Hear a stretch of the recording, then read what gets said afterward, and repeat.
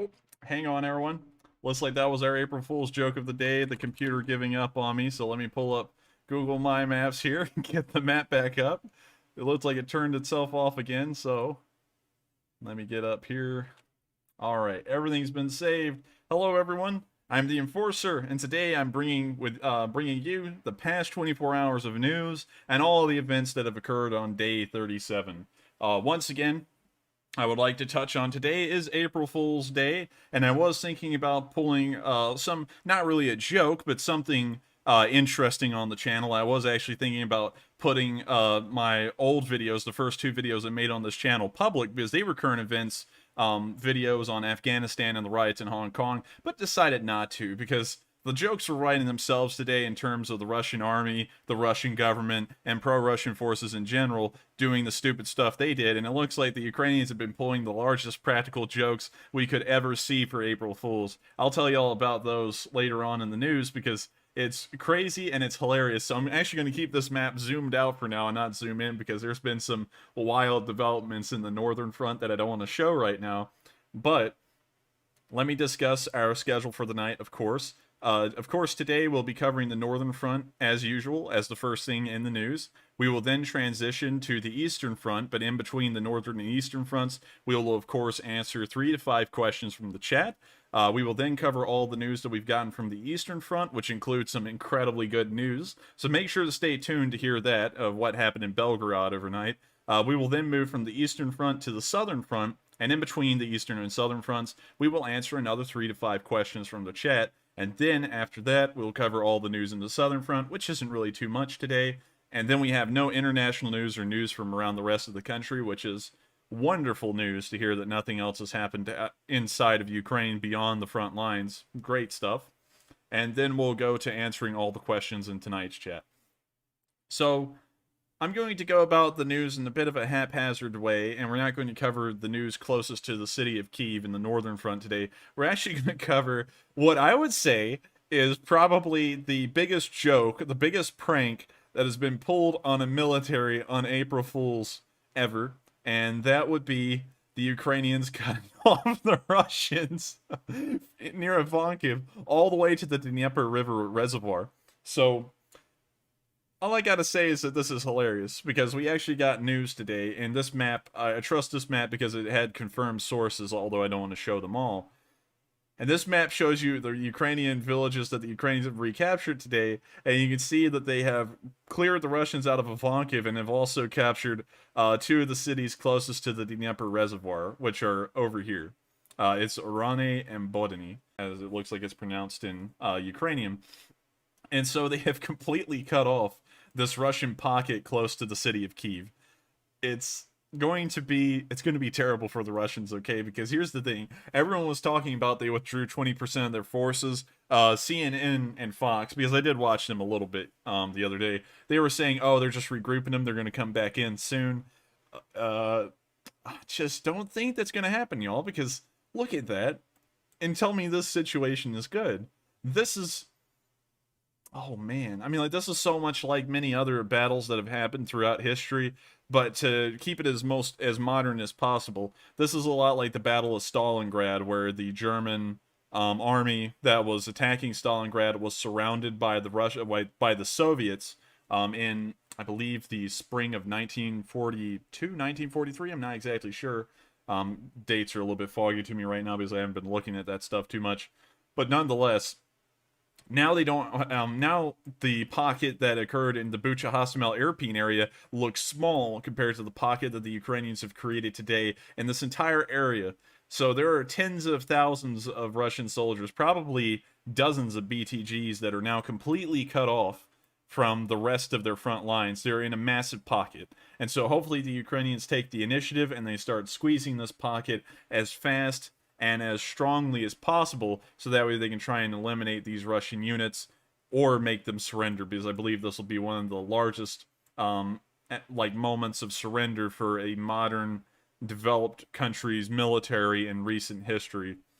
So, of course, there was the map in that link right there. Here's the map again. Actually, all the blue little dots are the villages that Ukraine has retaken today, and all the yellow dots are from yesterday. And so you can see that the Ukrainians have been making untold, like unheard of amounts of progress. It almost looks like they're launching their own kind of blitzkrieg against the Russians again.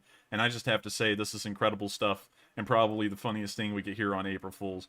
Meanwhile, a lot of people have been asking about the Chernobyl exclusion zone and the Russian soldiers that have been inside the exclusion zone. And I have to say that it appears that a decent amount of Russians have suffered severe amounts of radiological damage. The actual toll on the Russians in terms of casualties and soldiers no longer able to fight due to their injuries from radiation poisoning is unknown at the moment, but we do have a picture showing that the damage to themselves has been grave, and I'll show y'all that right here. April Fools. We don't actually have a picture. I know this is the news, but I wanted to have a little crack of a joke today. And this isn't an actual picture, of course, of Russian soldiers. This is some sort of heat map thing that someone did on someone somewhere. I'm not exactly sure the story behind it, but I thought it was a little bit funny. And we do know that the Russians executed their decisions poorly in the Chernobyl area, as they ordered soldiers to dig trenches in radioactive soil, which is probably the worst decision anyone could make. And so we don't really know the actual extent of the biological damage that's been caused to the Russian soldiers, but we do know that the radiation that they've kicked up over the past few weeks in the exclusion zone has been incredibly high, and it tells us that the Russian forces in that area have been are incompetent, or their commanders weren't thinking, or the enlisted soldiers have no common sense. It's probably a combination of all of them. But now we're actually going to move on to the news around the Kyiv area, specifically the Bucha Hostomel Irpin area, and also the Irpin floodplain. It appears that the Ukrainians have once again been met with great success today, as they have been able to recapture many of the cities outside of Kyiv, and they've also been shelling the retreating Russians. And we know that they're not going to be able to retreat really far because they're now stuck in a pocket. But here's the video of the Russian forces. Let me show you all that real quick. As you can see, it appears that we already had, in this first shot, a burned out T-72B3. Looks like this BMP-2 may be abandoned because it looks like all the crew hatches are open. We can see that one of the vehicles has now been struck by another explosive. I'm not exactly sure what kind of vehicle this is, but this one also looks like a T-72 as well. So, it looks like nearly half of a BTG's main battle tank force is within this one shot, at least. And it looks like most of them have been destroyed, or the tanks have been bailed out of. So in terms of armored power, we're seeing half of a BTG get wiped out in this one shot right here, which is impressive in itself. So we can see they panned out the footage to the rest of the area, and it appears, golly, did y'all see that? That's like a whole BTG right here. It's probably a BMP. That looks like a BMP. That looks like BMP. Maybe a main battle tank. Another main battle tank. That's not a whole BTG. That was a little bit of an exaggeration, but that is still a sizable portion of a BTG that's just had their equipment abandoned on the roadway and destroyed in the ditches around it. I mean, like, really, I know that one BTG getting wiped out isn't a huge deal, but it's insane to see that in some of these videos, you can watch an entire, like, half of a BTG get wiped out. That's a lot of manpower, and that's a lot of forces that the Russians will no longer be able to field because they just don't have them anymore.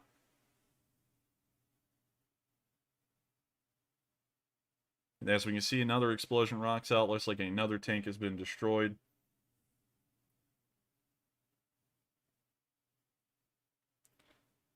Wait, hang on. Let's go back to that. What in the world was going on here? Let me see that again. Ooh, yikes. I don't know what happened there. You see, this crewman bailed out of the BMP. And he went running around the front. He went running across the street. But it looks like... I can't tell. I think that was another BMP there because the exhaust was coming out of the side of the vehicle instead of the... Yeah, it's a BMP. I don't know if they saw that guy because it looks like they were going the same place that guy was going, and they didn't stop. They weren't even braking at the end of that video. I don't know if they ran that guy over or what. That didn't really look like a good situation right there. Now we can see the Russians apparently destroyed their own vehicle with their tank. Interesting. Or that may be a Ukrainian tank. I'm not entirely sure. But nonetheless, good to see the Ukrainians are turning the tide of this war. I'm going to have to say this now. It's a surety at this point. The Ukrainians have turned the tide of the war on the northern front, and there is nothing that's going to change that now. They have now secured the momentum. They have turned the tide, and now they are on the offensive, and the Russians are on the defensive. This is something that no one ever expected in the history of the world. Of course, it's happened before. You know, the Winter War is a great example of this, but not a single analyst believed that this would ever happen. Everyone has always been, well, everyone, of course, in the mainstream has been saying for forever, oh, just give it time, just give it a few days, the Russians are going to get their stuff together, and they're going to steamroll the Ukrainians, and it's going to be over. Because there's no way that Russia, with 130 million people in their population, and a military of around 1 million active soldiers, that's combined throughout the entire military, tens of thousands of tanks, tens of thousands of armored personnel carriers, one of the largest air forces in the world, would ever lose to a minor country like Ukraine, which has almost no military budget, their economy is much smaller, their population smaller. Everyone said there was no way that the Ukrainians would ever stand a chance against the Russians, and here we are watching them create one of the biggest encirclements that we've seen in the 21st century, and it looks like they've turned the tide of this war, and there's just no other way to go around this. I think at this point, it's not a question of are the Russians ever going to be able to win. I think it's a matter of time to say how long is it going to take until the Russians are pushed out of the country. We'll get to some more news to show that the war is also turning in Ukraine's favor, at least morale-wise and also news-wise, but we're going to keep on covering the news up here in the Kyiv front until we get over there to the eastern front. Meanwhile, there's been another video showing more Russian losses near the Kyiv area. Actually, some pictures. As you can see here, there's another Tiger that has been destroyed. This one's been burned out completely. In the next picture, we can see some kind of Ural 4320 most likely that has been burned out and destroyed. And then finally in the last last picture, we can see another T-72B that has been completely burned out. This one also looks like it lost some of its wheels in the process. I'm not really sure the story as to how it did that. Of course, that is something that does happen in the battlefield, and usually there is some kind of repair process, if possible, to try and make these tanks run with less wheels. But it doesn't look like they had time to do that because this tank is well and fully destroyed. Much like the Ukrainians are with everything, they're incredibly thorough. We're now going to move on to the area around the Bucha Hostomel Irpin area, where we've heard that the Russian pocket, for the most part, has most likely been destroyed. We haven't gotten official information yet, but over the past few days, we've seen more and more footage from Irpin and Bucha showing that they pretty much pushed the Russians out of those two towns. And also we know that they've recaptured the Hostomel airport, and so putting all that information together, while we don't have an official statement that the Russians have been completely destroyed in that pocket, we can get the general picture that if they do exist, they're in tatters now, and there's really not enough of them to mount a serious resistance, or they may have tried to break out and they managed to make it back to Russian lines, but very few of them did. So now we're going to move on to the news around here, where we can see more Russian tanks burning. Wonderful stuff, of course, but here's the video. Він ще може дивитися на деякі речі. Горить російська техніка. Та й все. Wonderful stuff. It's always good to see. And also, the Ukrainians have, of course, this was known a few days now, but they have retaken the Hostomel airport, which was the first area of Ukrainian land to fall in this war. Well, that's not entirely true. Actually, it was the land just north on the border, as the border guards were overrun in the middle of the night. But in the morning, this is the first part of land deep within Ukraine that fell to the Russians, and it was the Hostomel airport, as 200 soldiers from the VDV landed here on February 24th and tried to hold the airport with no support. They were pushed off the airport by the Ukrainians for a short while, but by that point, the Russians had already rolled down to Kyiv, overran the Ukrainians that were at the Hostomel airport, which forced them into a retreat, and then they pushed inside of the city of Kyiv. So just remember that, everyone. There was a time that the Ukrainians and the Russians were actually involved in a firefight at the Kyiv Zoo. And just for you to remember where that is, that's right here. That's almost in the middle of the downtown of Kyiv. They got that far, and the Ukrainians had managed to push them back all the way to the Irpin River, which is where this red line is here. That is incredible, but nonetheless, they've retaken the airfield, and now the Ukrainians are showing more pictures of the Antonov 225 that was destroyed in the hangar.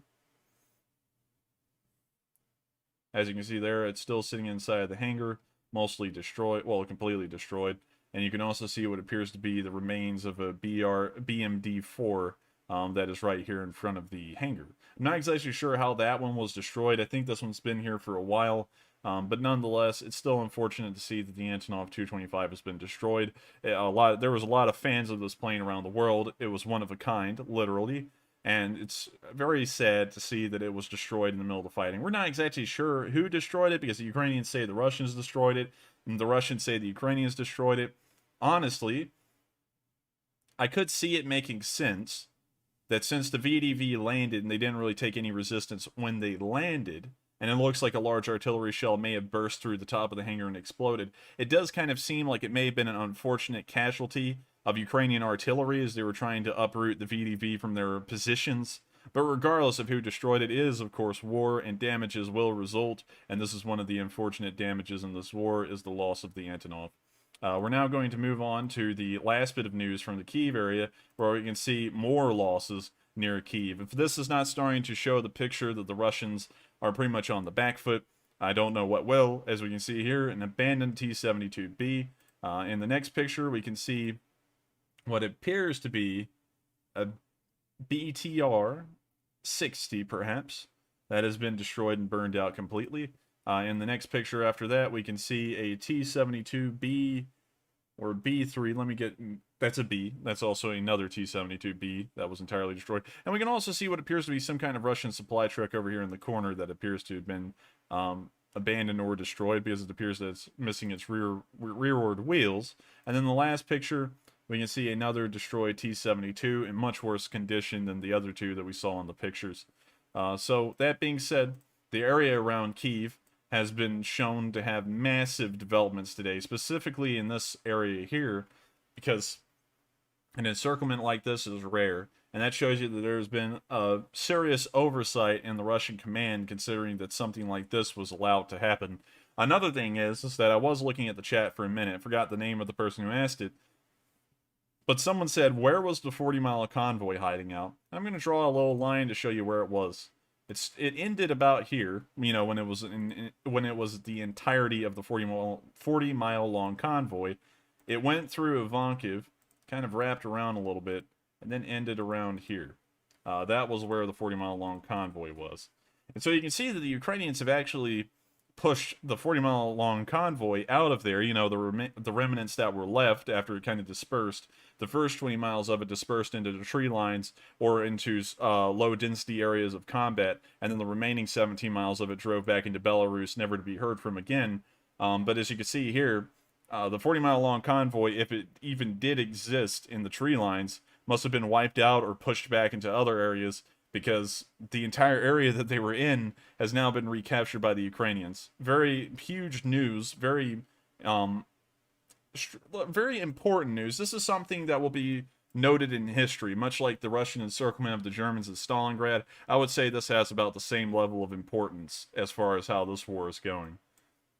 Now we're going to move on to the Chernihiv area, where, of course, I do have to say that we have heard no action in the Chernihiv area. Nothing has happened up here at all.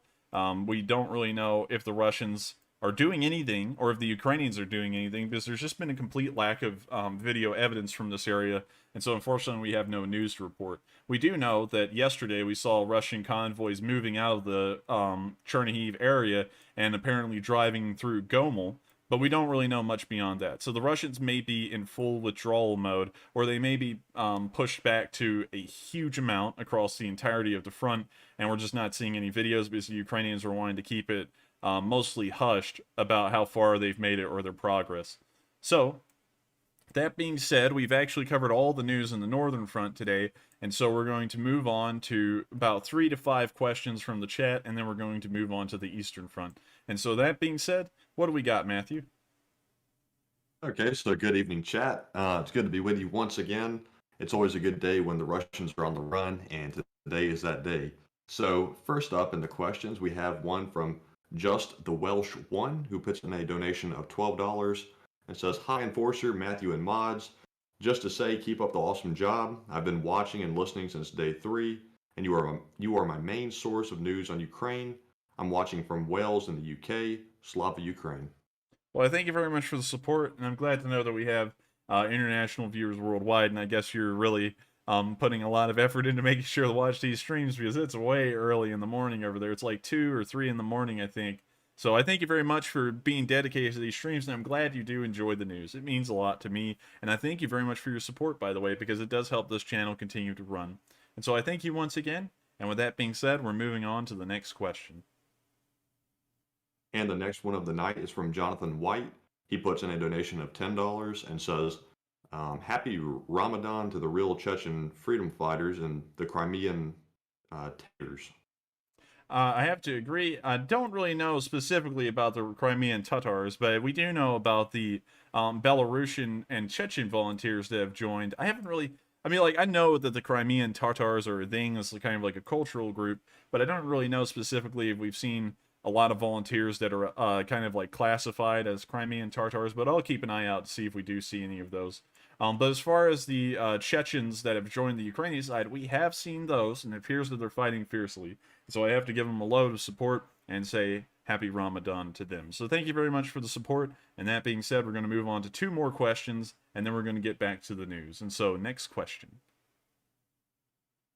And the next question is from B. Ledbetter, who puts in a donation of $10 and says, Putin and the Russian army have clearly committed horrid war crimes on civilians.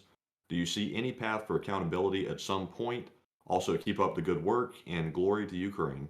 Glory to Ukraine, and thank you very much for the support. To answer that question, I believe that the only way that they can get accountability for these Russian war criminals is if they're able to capture them and then identify them as a war criminal and have hardcore proof that these specific soldiers have committed the crimes that they're being claimed to have done.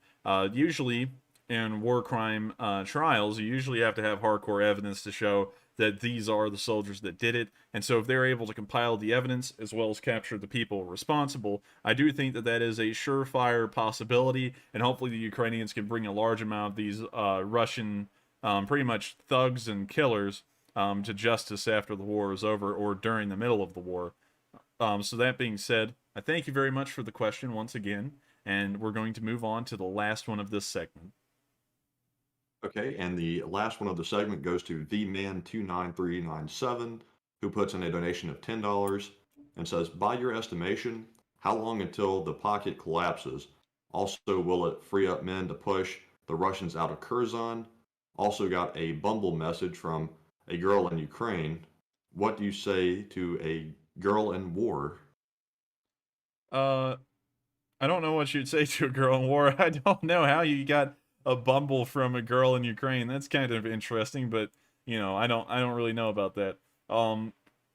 Yeah, I don't really know where to go with that. But anyways, to answer the other parts of the question, I believe that this bubble will probably last for you don't want to be too liberal with how long they can last, but you also don't want to be too conservative with the estimate. So I'm going to say probably around 2 weeks time, and then we'll see the pocket probably collapse entirely. It didn't take long at all for the Bucha Hostomel European pocket to collapse. It was like 5 days. But this pocket consists of a lot more soldiers and a lot more area. So I'm sure that this will probably take around 1 to 2 weeks to close.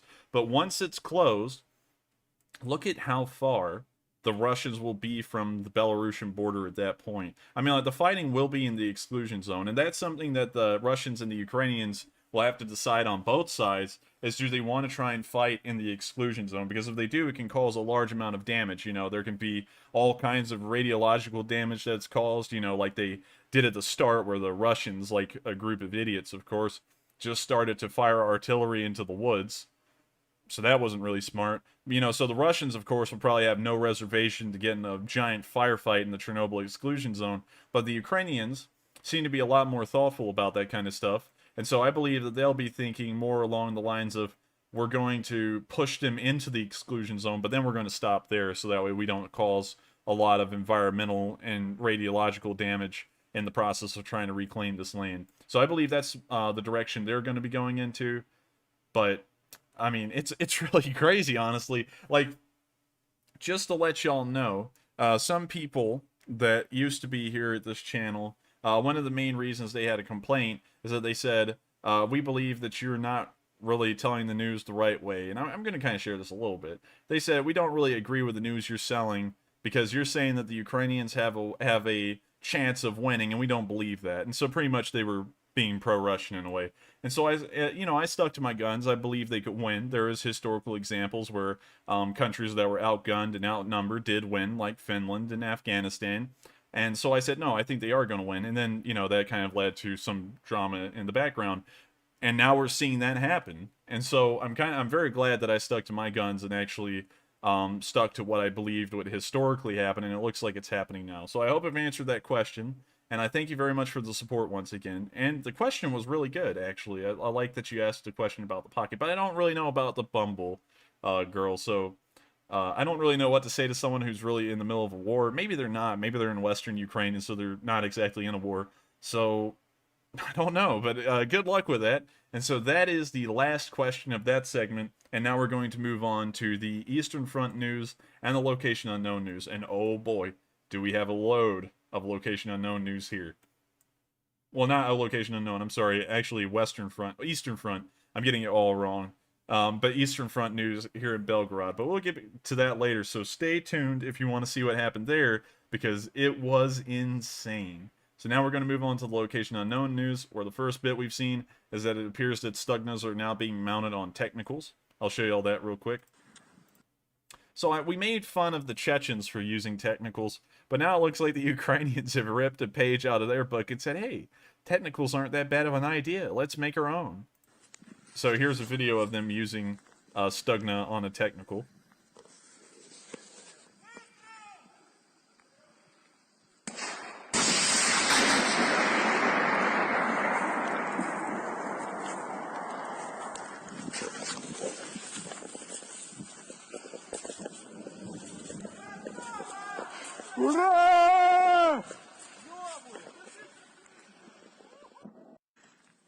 So that's the end of the video. Unfortunately, they blurred out most of it so that way they wouldn't be giving away landmark locations. But it sounds like the Stugna did work. And while the technicals are kind of something that everyone frowns on and scoffs a bit, and I did that too when we saw the Chechens do it, and we're like, really? Like that looks like some backwoods stuff. Technicals are pretty effective. So, I mean, like, maybe I was being a little bit biased when I trashed the Chechens when we saw their technicals a while ago. But technicals are very fast. They're fast moving. And so they can relocate and reposition a whole lot. And in a modern war, that's one of the most important assets a vehicle can have is speed, because it allows them to reposition a load more and a lot farther away from their previous locations, which makes it hard for artillery or tanks to kind of triangulate where this fire is coming from and where it'll be coming from next, because the technical can just cover so much ground. Anyways, we're going to move on to the next bit of news, where we can see rooftop Ukrainians. You heard that right. Ukrainians on a rooftop attacking a Russian tank. I'm going to show you all this video. There's not really much more to it. It's rather self-explanatory, but here's the video.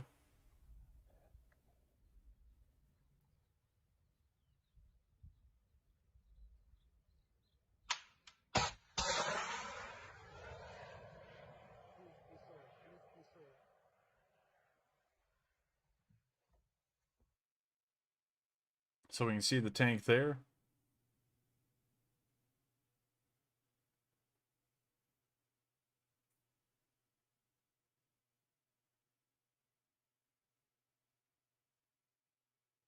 And the tank is now burning. It was wiped out. Once again, good stuff to see.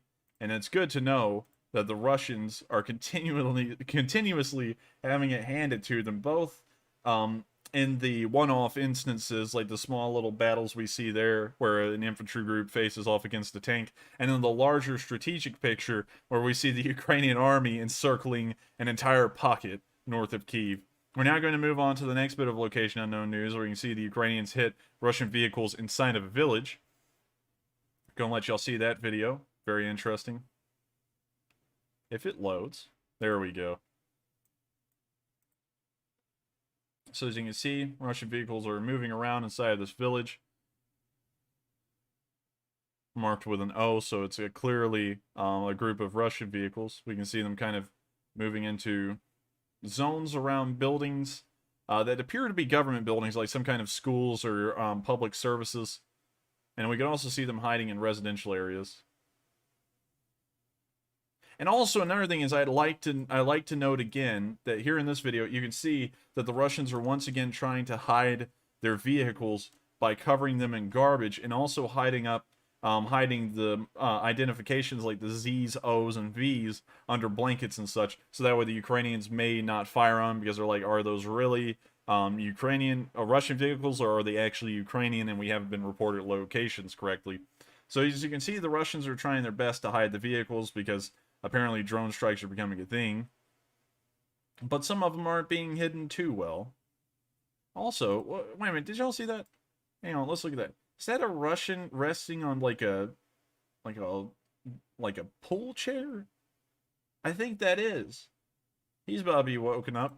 Anyways, the drone strike ensues, and it starts wiping out a load of the vehicles that are inside of this village. As we can see, it appears that some of the Russians are clearing a house in the bottom of that footage. Now they're lifting up all the tarps and scrap metal that they put on their BMPs. Looks like this guy kind of like tried to hop on top of the tank and busted his teeth. Yeah, he did. Look. This guy is so nervous and so scared. He tripped over the barrel of the 30 mil on the BMP2 and he busted his teeth out on the vent. Oh, I love that. Let me see that one more time and then we'll move on. Alright, anyways, it appears that that BMP may have been obliterated. Now it looks like the drone is moving on to the next one. So now we can see here a T-72 that is burned out. Once again, they now hit another armored personnel carrier somewhere else in the city. That kind of looked like an armored truck. It's kind of interesting.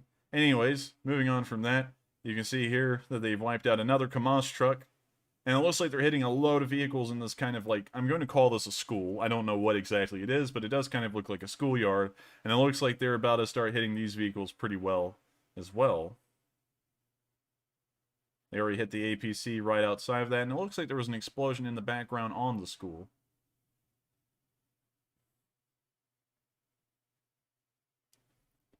As we can see, they're about to hit an MTLB. Well, apparently not. They just showed it. And now you can see the after results of all the smoke billowing up from all the destroyed vehicles. I'm not one for morbid humor, but I do have to say, I don't think that the guy who busted his teeth out on that BMP had to think about that embarrassment for too long. And so we're now going to move on to the next bit of news, where we've seen something very impressive today. We've seen an Mi-28, which is Russia's best helicopter. This is the equivalent of an AH-64 Apache as far as the Russians are concerned, and we can see it get shot down.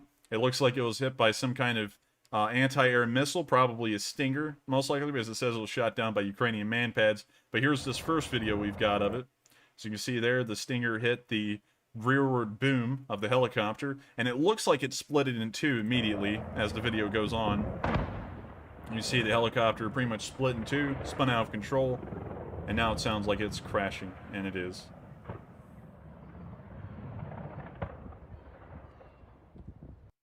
And as you can see, the smoke billowing up in the tree line behind it. We also have another video of that same Mi-28 being shot down, and I'll show that one to y'all. It's a bit longer, but it does show more of the footage and what it was doing. And what is interesting is that you will note that in this video, the Mi-28 was pulling the usual tactic that most helicopters pull, which is tilting upwards and firing the rockets at a distance, you know, kind of like in a volley fire kind of thing.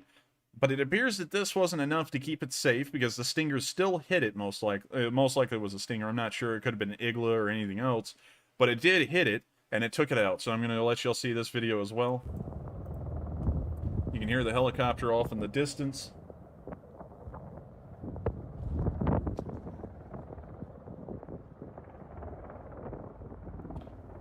You just hear it whirring around out there, but you're about to see it in frame soon. It flies over the road.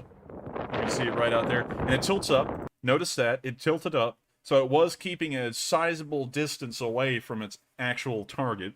That is something that the Russians have been doing recently to make sure that their helicopters are not destroyed by ground fire.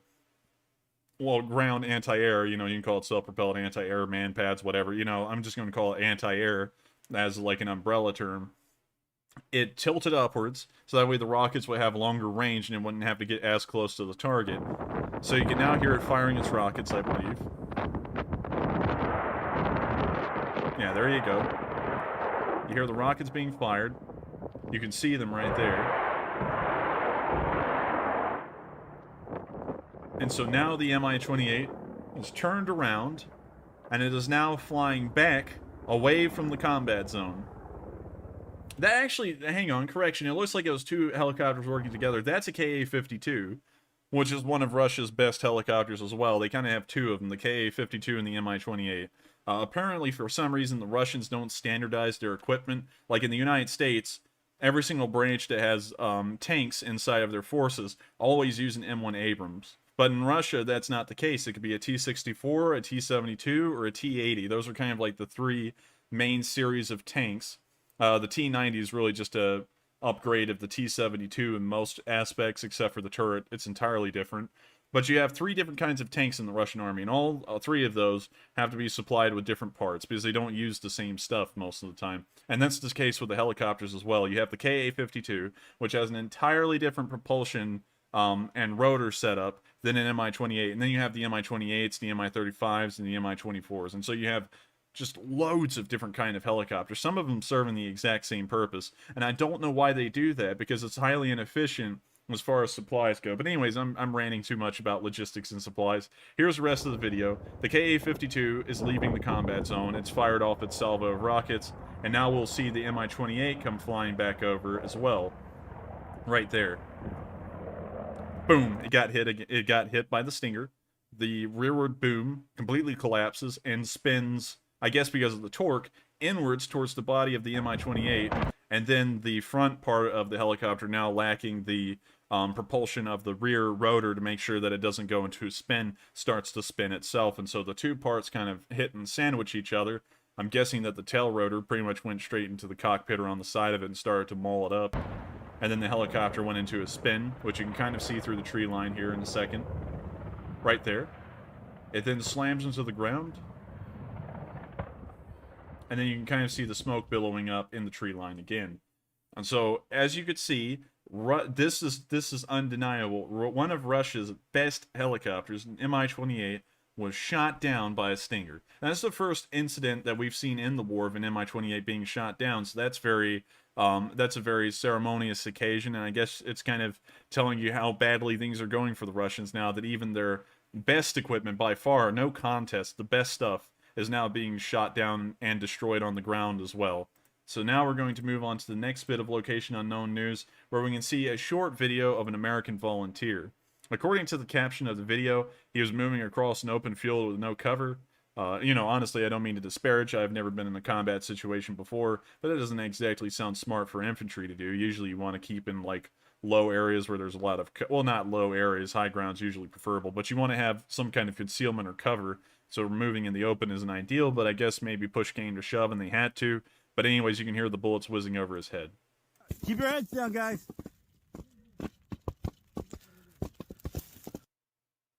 Anyways, that's all we got on that video. We're now going to move on to the next one. And even though it doesn't seem smart, I still have to give this guy credit for having the balls to face down Russian fire inside of in an open field, of all places. That tells you a lot about the dedication he's got to the Ukrainian cause. And hopefully they were met with a large deal of success and were able to push their objectives and capture them. We're now going to move on to the next bit of Location Unknown news, where we can see an Iskander launch from start to finish. And so I'm going to show you all that real quick. Once again, the Russians are the only force, I believe, that uses Iskanders. I don't think the Ukrainians have any. They mostly use Tachkas, as far as I know, and as far as the video evidence is shown. So I'm assuming that this is probably a Russian Tachka unit, but nonetheless, they fire the missile from the vehicle. I'm just going to let y'all see the video. На первой пошло быстрее.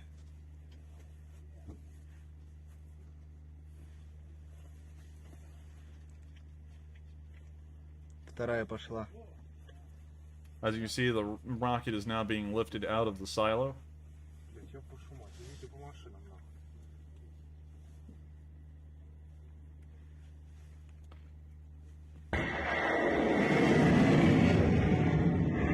Sounds like there was another Iskander vehicle that was launching its missile in the background. But anyways, we're going to let the video continue.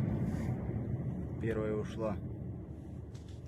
And now this trunk will launch its Iskander missile as well. На, Сань, держи, снимай.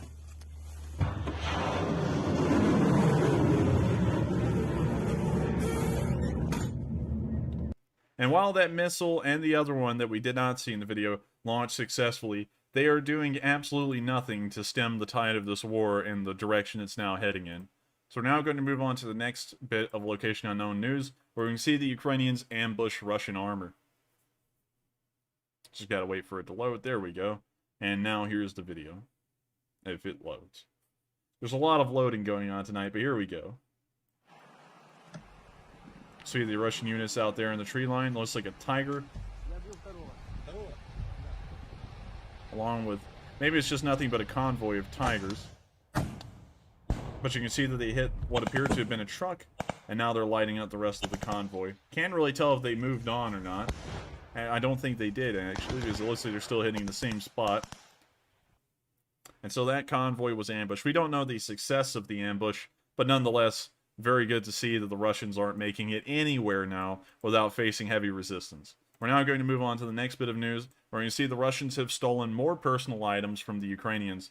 They've even stolen what appears to be called a coupon, which was Ukraine's old currency when I guess it was a new country, and they were kind of going through the teething process of figuring out their new currency. I believe, I don't want to say the name of the Ukrainian currency now. Let me pull that up. Ukrainian currency. Let's see. They use. I would try and pronounce that, but I don't think I'd ever pronounce that properly. But that's definitely not a coupon. So we're now going to move on to the video. Просто продовження, гляньте. Купони брали. Ось, дивіться, купони.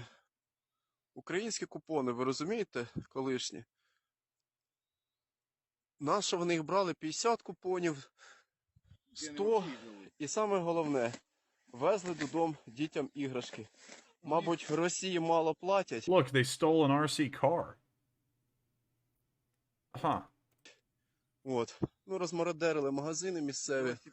Це нова Басань. Велосипеди, удочки, ми зараз вам покажемо. Хід. And a Сковородка, frying кефаль. pan. У них That also looks like a no-stick pan as well. That kind of looks like the logo that I've got on my no-stick таких, pan. мабуть, уже не будуть продавати. От. БКшечку заберемо. А, ця, кстати, забита БКшечка. And some other stuff. Да, давай візьмемо. І вон ще.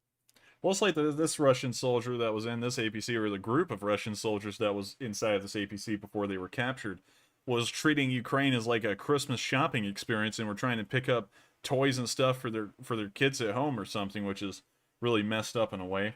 So we're now going to move on to the next Location Unknown news, where we can see pictures from the war. These were released, I believe, from the president's office. No, I'm sorry, the New York Times. I got those two mixed up. But anyways, here's some pictures from the New York Times of the Ukrainians overseas. As we can see here, it looks like they're sitting and standing on a BMD-4 that they've captured from the Russians, mostly intact, although it looks like it was detracked on the left side of the tank. We're moving on to the next picture. We can see here what may be a drone operations center, because it looks like they have drone footage here. That's interesting. No, I'm sorry, that's apparently a video they're playing, because you can see the little video bar at the bottom. Very interesting. We're now moving on to the next bit, where we see Ukrainian soldiers taking a rest somewhere with Ukrainian flags above them. Next picture. Oh, that's a cute dog. That kind of looks like a corgi. But I'm sure it's not a corgi. But anyways, you can see a Ukrainian soldier here with an RPG-7 that has no, warhead in it, I guess if you would like to call it that. And it looks like some kind of really modded out AK-74, perhaps, or maybe an AK-103 or something like that. But I like the little dog. That's very sweet. Moving on to the next picture, we can see here some captured Russian equipment. This appears to be a Ratnik camo armor plate. And we can see something else further on up in the picture. Don't really want to identify it. I'm going to have to claim ignorance on what that probably is. Maybe another plate carrier, but I'm not entirely sure. Now we can see pictures of the Ukrainians in a firefight moving along a wall. Moving on to the next picture. This appears to be some kind of drone that they're operating.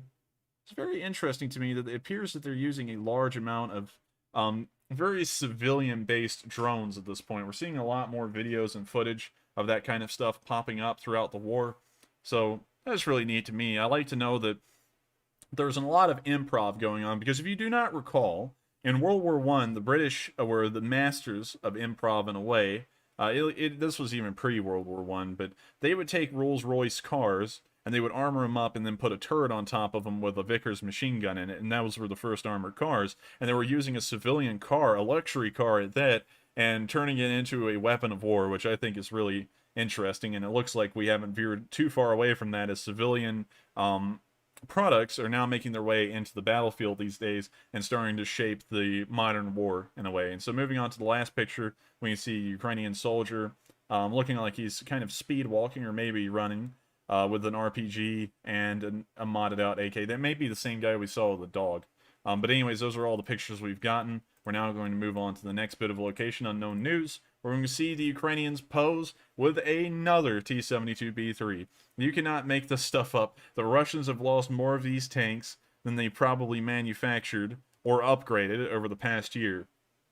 I think this is a huge step in the right direction. I'm sure that some Ukrainian farmer, if the Ukrainian army doesn't use this, will find great use out of this in the next harvest season.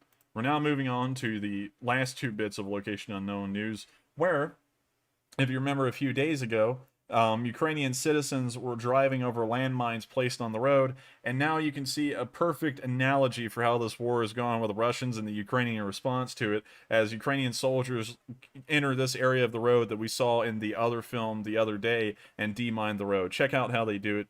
It's pretty analogous to exactly how the war is going at this point. So here's the video. Це на весь Facebook. They're just scooting them out of the way with their feet. Щоб так як люди не цей. Просто розховуємо, територія вже наша.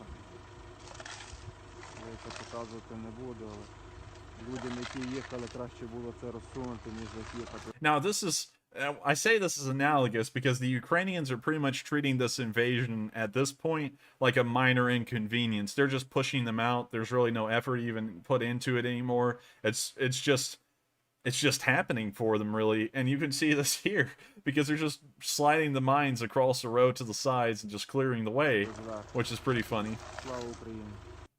And so that's the end of that video, and now we're moving on to the last bit of news where we can see a Russian armored truck. Now we know that the Russians were kind of taking a bit of a lesson from that Angry Pigs game that used to be on the iPad, and now it looks like they took it even a step further as they started to just put whatever they could find on their tanks. Just take a look at this one.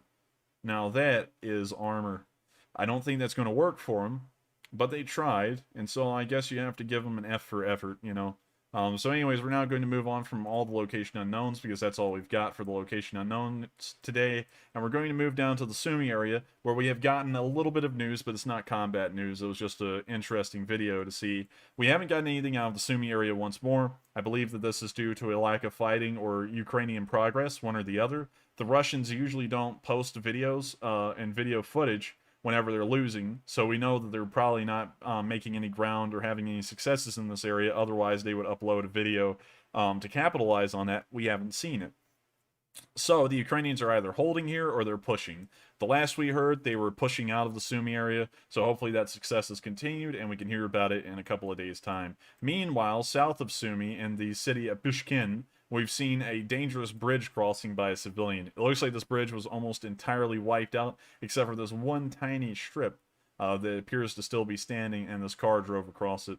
Very harrowing, and I wouldn't do it. I would think I'd be too scared, because I would think that this bridge could collapse at any minute. But nonetheless, this guy did it.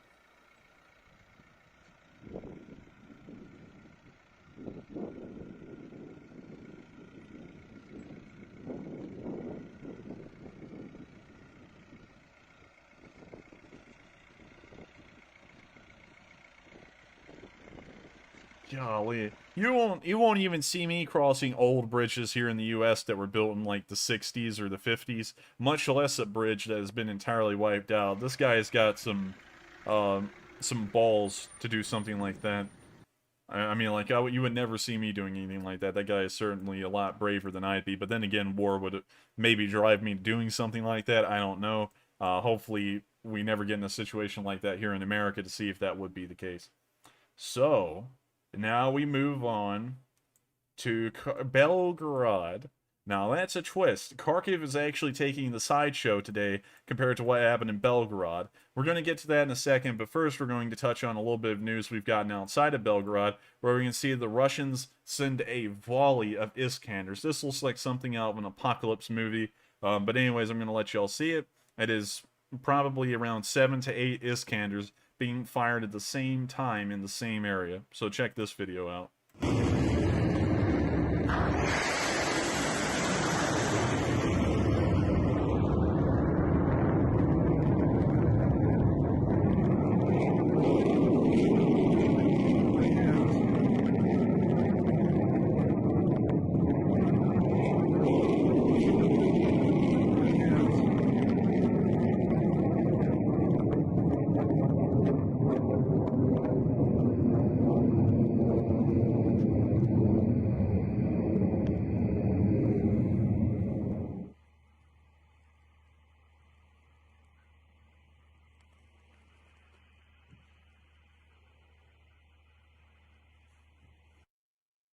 So as you can see there, loads of Iskanders were fired in the same area, almost in like a volley. I think that was kind of for propaganda purposes on their part, because of course they could have fired the Iskanders from multiple locations across the country, completely independent of each other, and they would still be aimed at the same target. So I think that was really more for propaganda purposes. And we still know that regardless of how many Iskanders and cruise missiles they fire at this point, nothing's going to change the outcome of this war. It looks like it's a closed book now, for sure. So now we're moving on to Belgorod, where we can see the Russian citizens realize that the war isn't going well. Let's watch this quick 12-second video where Russians stare on at an attack on an oil depot and realize things aren't the way they were supposed to be.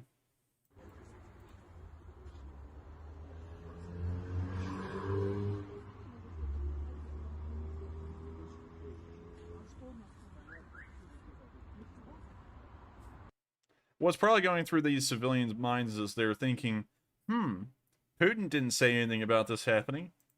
And you're right, he didn't. And they probably didn't even expect this coming. And you're probably wondering too, because some of you all may have not had time to catch up on the news today, and that's why you're here. So that's what I'm going to tell you. So y'all are probably wondering, what is this? What happened?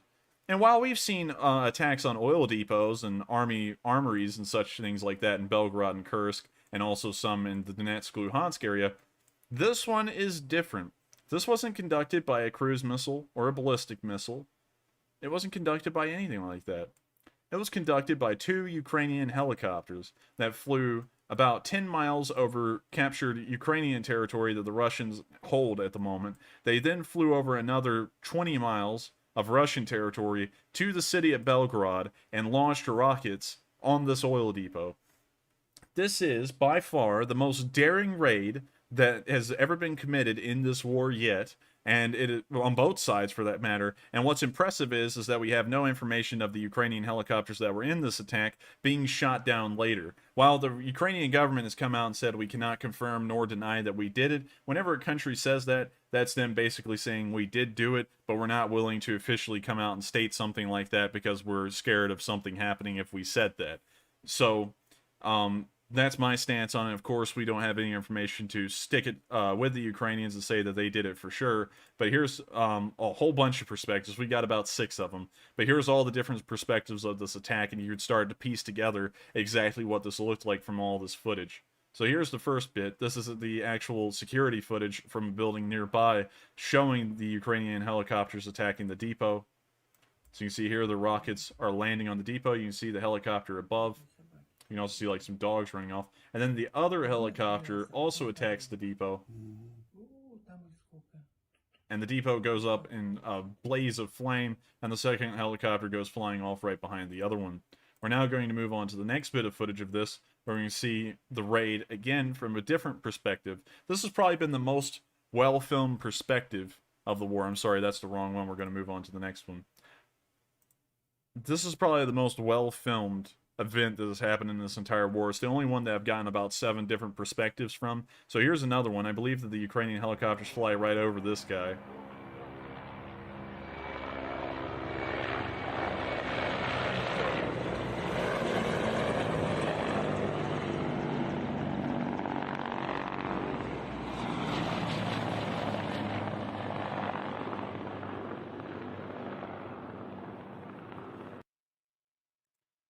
And I know what some people are saying, and you know, this is kind of rooted in that school of thinking that the Russians just can't be incompetent. You know, they're a superpower and stuff. Some people may be saying, maybe in the comments as well, and you know, you're all entitled to your own opinions, but you know, I have mine about this as well. And y'all are probably saying it's impossible that the Ukrainians flew helicopters around 40 to 50 miles into Russian territory, hit an oil silo, and then turn around and flew off. There is no way that they could just make a fool of the Russians like this. That's almost impossible. And to that, I'd have to say that something similar like this happened in World War II with the Blenheim raid. No, the Beaufighter raid that occurred on Paris in 1943, where I think, French pilot flying a Beaufighter took off from Britain and flew pretty much rooftop and treetop level across the English Channel into France, flew to the Arc de Triomphe.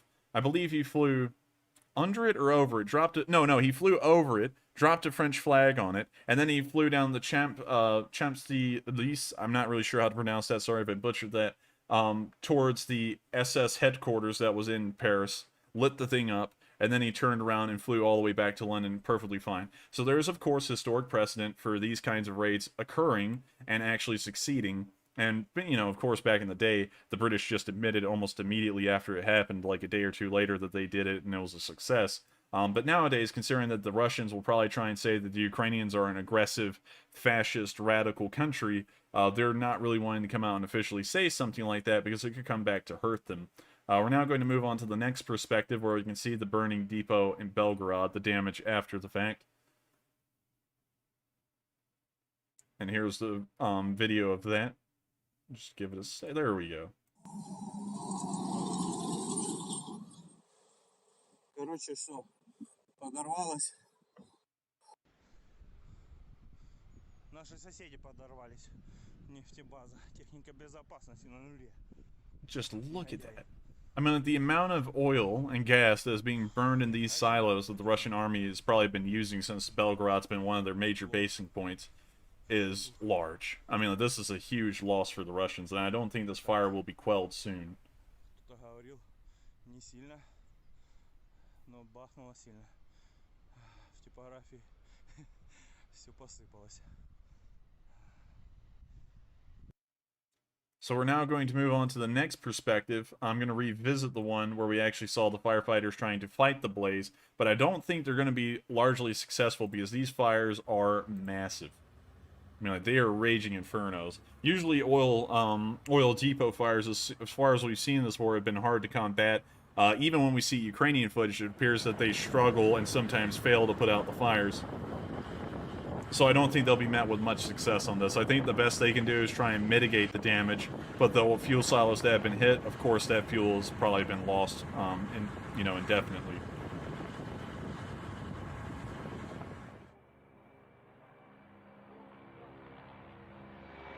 There's once again the video of the Mi-24s flying over, having completed their mission.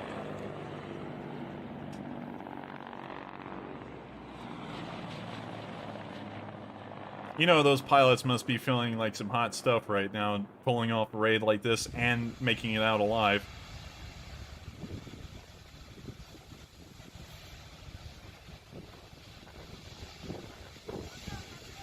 And here's the thing, while it does say in this video here, Ukraine is not taking responsibility for the strike, they have also not denied responsibility.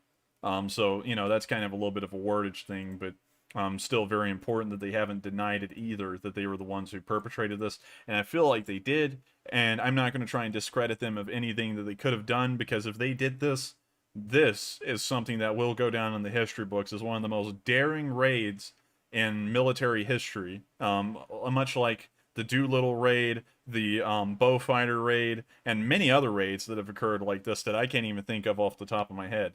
But this will definitely go down in history, and I hope that those pilots of those helicopters survived throughout the war and are decorated afterwards for their heroism that they showed accepting this mission, or having it given to them. I'm not really sure which one it would be. I'm sure that they probably tried to take volunteers on this one, considering that it was extremely dangerous, and then conduct it and succeed. That is really something. We're now going to move on to the next perspective of the footage of the depot attack, where we can see here, this is of course the monochrome footage. So I'm sorry about that, but anyways, you can actually see the attack in the distance as the rockets are launched. Once more, you can't really see the helicopters, but you will see the silos explode right there.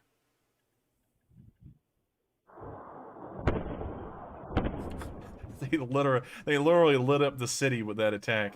There's no one that went without sleep, went with sleep that night in Belgorod. I think everyone probably stayed up.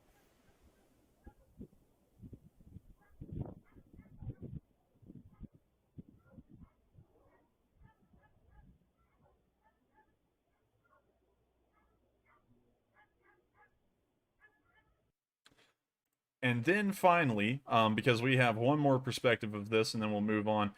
Actually, I'm sorry. Correction. We don't have any more perspectives of that. That's all we have of the Belgorod raid. And I'm so glad that that was well documented, and I hope this goes down in history. And finally, we have one last thing that occurred in Belgorod, which is just some random small explosion on some road near the town. I don't really know the exact story behind this, but it was reported to be in Belgorod. So I'm going to let y'all see this. And it's a little... And it's I don't really know why that happened. And it was just a one-off missile. And it looked pretty small, actually. You know, it kind of looked a little big in the footage. But in terms of size, if we can get the exact frame... I mean, I'd guess that was probably like a 127mm rocket. Yeah, maybe a little bit larger. Maybe in the 200mm range. But nothing incredibly large. It looks like something that an MLRS would probably fire. And so it was really interesting to me that it was just a one-off rocket hit on the side of the road somewhere that exploded. But I just noticed that looks like a railroad right there, doesn't it? Yeah, because it's got the catenaries for the electric trains. So maybe it was a railroad strike. Not entirely sure.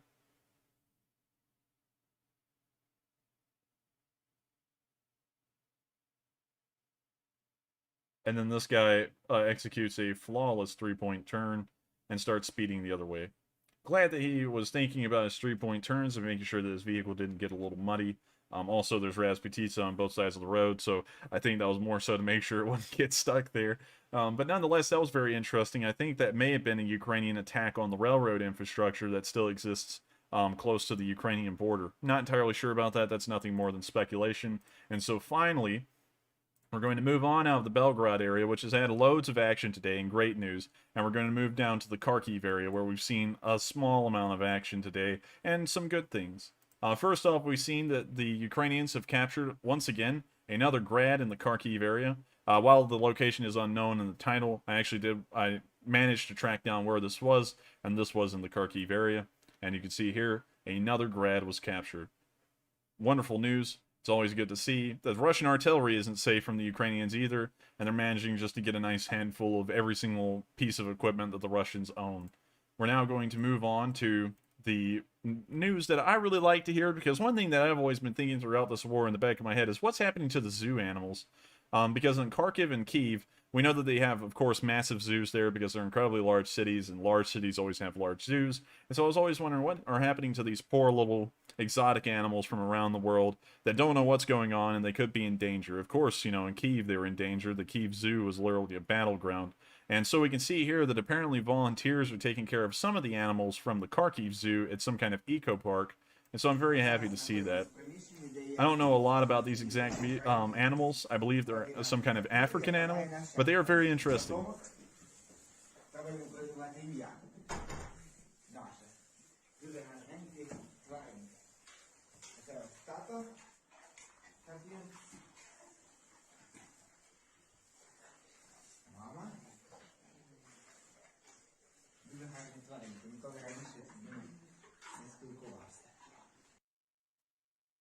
So as you can see there, very good stuff. I love that the little animals are being taken care of. That's something good to see. And so we're now going to move on to the southern front, because we've actually covered all the news in the eastern front. And so that being said, you know, everyone loves that phrase. We're now going to be taking about 3 to 5 questions from the chat. And so what do we got, Matthew? Okay, so we have got quite a few super chats in now. But real quickly, just before I get to those, many people have asked if you would quickly define what a technical is. A technical is a kind of truck, usually some kind of pickup truck. You know, you know, that's what they're called in America. I don't know what they're called overseas, but some kind of pickup truck that has a weapon mounted in the bed of the truck. Like, for example, let me just pull up technical vehicles. That way y'all can see a good example. So usually, of course, as you can see here, it's some kind of pickup truck, of course, and then they mount a weapon in the back of the bed of the truck. So that's what a technical is. These were used a lot, I believe, during the war in Chad, and that's how the Americans kind of managed in the fray of these technicals being used everywhere to get their hands on the Mi-24 for the first time. So that's an interesting story that y'all should go check out. I believe that Mark Felton covered that, and that's an incredibly good YouTube channel. And so, that being said, hope that answers everyone's question as to what a technical is if you have that question. And so, that being said, we're moving on to the questions from the Super Chat. And first up, we have a question from Russell. He puts in a super chat donation of $37.37 and says, Tartars victimized by Russia, 1/3 dead in World War II. Deportation even in Russian army made it back to Crimea. Then Russia invaded and hit them again. I expect they fight with the Ukrainian military, and many fled Russians from Crimea to Kherson. Interesting story. I don't know the exact story about the Crimean Tatars, but I believe that they did exist as the Crimean Khanate for a while. But I'm not entirely sure about the history of Crimea. I know about the overall history of Ukraine, but not Crimea in particular. So thank you very much for sharing that info with us. It's very informative, and thank you very much for the support. And so that being said, we're moving on to the next question. And next up, we have a super chat donation from Zeta Lane, who puts in $25 and says, thank you so much for covering the Belgorod strike. Ukraine is taking the fight to Moscow. I'm fascinated by the strategy here and the ramifications, including the diplomatic ones. What do you think? Is she talking about just the zoo animals in general? Believe talking about the Belgorod strike. Ah, yes. Okay, so I was thinking like with zoo animals, I was like, I really don't know a lot about zoo animals. You know, a lot of them are gifts from foreign countries most of the time. But to talk about the Belgorod raid, I believe that as long as the Ukrainians don't admit that they did this, so, you know, as long as they're riding the fence like they are right now, politically, well, diplomatically, they'll be okay because they never will take credit for it. And so the Russians will have kind of a hard time making anyone believe that they did it. And, you know, maybe they can raise up enough concerns that the Russians actually did this to themselves, although that's clearly untrue as far as I'm concerned. You could obviously tell that the Russians wouldn't hit a major strategic target, considering that the war's already going badly for them. They're not going to shoot themselves in the foot to go, ah, look, the Ukrainians have attacked us inside of Russia. You know, so obviously the Ukrainians did that. You know, it's not really a beneficial thing for the Russians to do. It's not like they just have supplies to burn. We know that. And so I think the diplomatic backlash from this is that the Russians may be infuriated, but what are they really going to do? You know, are they going to start pushing more troops down towards Kyiv again? They can't. That's been cut off. Now the closest they can get is the exclusion zone. So I don't really think there'll be much to come out of that. I think that's just something that Ukraine will be able to put down in the books for ages, is that they actually managed to conduct an incredibly successful raid on Belgorod. So I thank you very much for the support, and I hope that answers the question in a way. And I do agree with you. I'm very glad that those little creatures, whatever they were, I don't know the exact name of them, were able to be taken care of by the Ukrainians. So I thank you very much. And with that being said, we're moving on to the next question. And next up, we have a question from Muskrat82 with a $10 donation. They say, have you heard of the tanks Ukraine will be getting? And do you think Ukrainians' defenses would be after the war? Could you give me a little bit of context to the Ukrainian defenses after the war part? It's in context with the tanks that Ukraine will be getting, and do you think that their defenses would be better after the war? I believe is what he's trying to ask. Okay, I got you. I believe that they would be better now, because we know that they've pretty much been able to take minimal casualties as far as their tank and armor personnel carrier force, because they've been capturing so many abandoned Russian vehicles. We don't know the exact numbers of losses versus captures, but we know that the capture number has been incredibly high, and we can suspect that I probably assume that at least 40% of the Ukrainian lost vehicles have been replaced by captures. I would probably go with that as like a very conservative estimate. So I believe that the tanks that are being sent to Ukraine right now, I'm not really exactly sure which ones you're talking about, but if there is any being sent, I'm not sure who would be sending them. But if they are being sent, I believe that that will, of course, improve Ukraine's defenses. But it will depend if they are based mostly off of a Russian, well, Soviet/Russian design, because most Ukrainian tank crews, well, actually all of them, are trained off of old Soviet systems, you know, like the T-72s, T-80s, and T-64s. And so if they just get M1 Abrams or Challenger 2s, that's going to be kind of a little bit of a hurdle for them to master because they don't really have any knowledge of how those tanks operate. And so I'm sure that the Western countries in general, you know, Britain and the United States and so on, that would be sending them tanks will also have to send over troops with them to be able to train the Ukrainians how to use them. So, of course, anything that they're sent will help bolster their defenses. We know that the Javelins alone have done a great deal to bolster their defenses. So I hope that answers your question, and I thank you very much for the support. And so that being said, we're going to move on to two more questions, and then we're going to move on to the Southern Front news. And just real quickly, I've noticed a lot of people in the chat mentioning the Belgorod video. They noticed in the top right corner that the timestamp was 2018.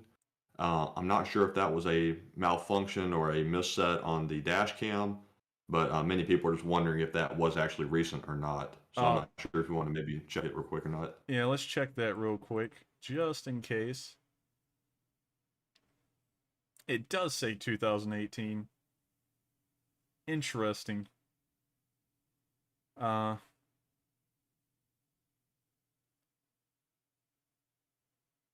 see, some footage looks like... Interesting. I don't know. I mean, wouldn't it... Here's the thing, though. This happened in Belgorod.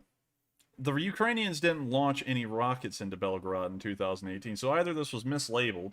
Of course, I completely overlooked the date. I don't think I ever looked at the date once, so sorry about that, everyone. But still, if this isn't Russia... Let's pull up Russian electric catenaries. Okay, this is going to answer the question. Is this in Russia? Russia electric catenary. Let's get to the bottom of this. Okay, so these are Russian electric catenaries. At least some of them. Let's see if we can find ones that look like this in the video. So these look like general poles. Not like that. Kind of like these. A little bit. No, not like that. Exactly. Hang on, everyone. Just bear with me because I want to make sure that this did happen in Russia. Maybe it didn't even happen in Russia and all of this was mislabeled. I think it may have been. Wait a minute, hang on. That looks like it. No, I'm sorry, that's a cable. That's a cable line. Yeah.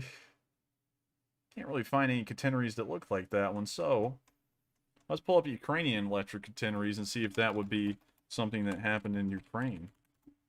Ukraine electric catenaries. Doesn't look like they have any like that either. I don't even know where this would have happened because based off of how the catenaries look, none of them look like that. And also the dash cam footage is off. And so I believe that that may have been something I gladly took for information, but wasn't exactly accurate information. So sorry about that, everyone. We're going to actually remove that from the map, strike that one, because we're not really sure if that happened or not. And considering that the dash cam says 2018, who in the world really knows where that happened? That could have happened anywhere, especially not Belgorod, considering that the Ukrainians never fired anything into Russia since the invasions, well, before the invasion. So sorry about that, everyone. And now that we've corrected that, we're going to move on to the next question. And also, unfortunately, it's very possible that the date was misset in the dash cam. I've seen that before, but we'll have to give it the benefit of the doubt for now just because many people have pointed it out, but that's very possible it was just misset. But anyway, moving on to the next super chat, we have from Ryan Comiskey. He puts in a donation of $50 and says, so did the Russians completely leave Chernobyl, or did they just send the people with radiation exposure away? Been too busy to keep up with the news lately, so apologies if you've already answered this. I haven't actually answered that. That's a great question, and that's going to be our second to last one, everyone, by the way. So everyone who's kind of like chomping at the bits to get through the question section, don't worry, there's only one more left after this. But to answer your question, and thank you very much for the support, by the way, The answer to that is they didn't pull everyone out. They just pulled out the people who got sick. So the guys who started throwing up from radiation poisoning and whatnot and started showing signs of it, they're like, ooh, yeah, that's bad. Get you all to hospital. And then the rest of them were just looking around, probably like, wait a minute, he was staying away for radiation poisoning. And the Russian commanders pulled a Lukashenko and were like, don't worry, guys, radiation isn't bad. All you got to do is bob and weave and you'll be fine. Just keep digging. And so they haven't pulled everyone out. They just pulled out the people who got sick. So to answer that question, it's pretty hilarious, the answer. The Russians, of course, didn't pull everyone out. There's still soldiers in there. And also, just for everyone to know what I was talking about with Lukashenko, Lukashenko is, I guess, trying to encourage his soldiers to go to war if they ever can convince them to. And he said to them at one point, don't worry about the javelins. They had those when I was in the service. All you got to do is bob and weave. That's literally what he said. He just said, you just got to move around a little bit and you'll be fine.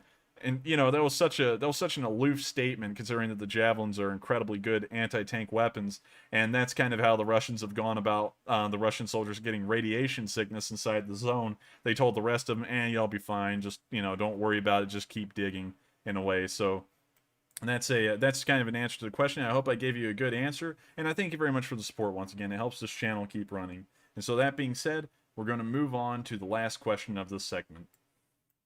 And real quickly, I just want to recognize a $50 donation from Roy Bartolo. Thank you very much for your support. That's a very generous donation to the channel.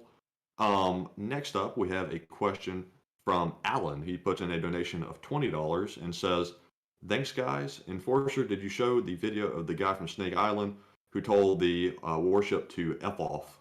Yes, I did. That was long ago, man. That was so long ago. Happened here on Snake Island. We actually still have a little highlight of it down here because that was something that happened, and it's now Russian controlled. But way back in the day when that was the thing, like in the first week, I actually did show the videos that came from that island, and I don't really know the fate of them because the Russians say that they captured them, but the Ukrainians said they were all killed.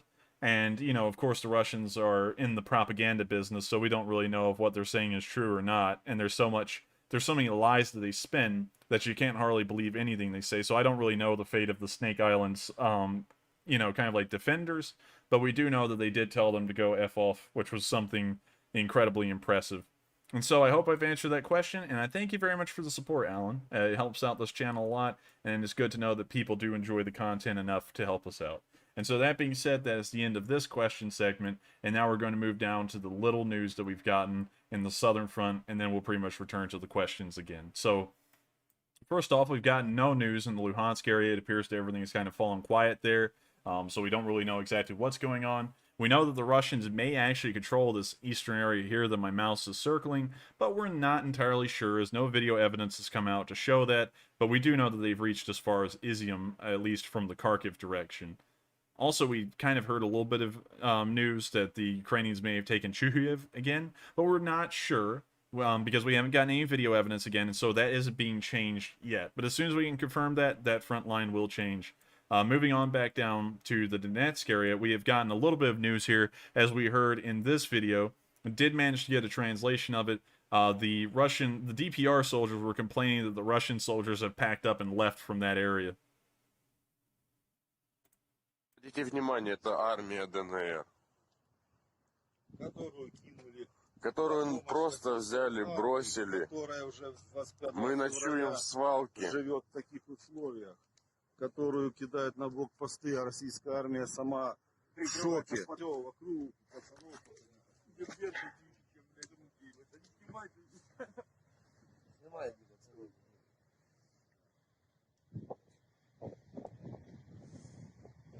So pretty much they're living like homeless people, the DPR is, because Это армия they're dirt ДНР. poor, and now they're complaining that the Russian army has left them there on their own.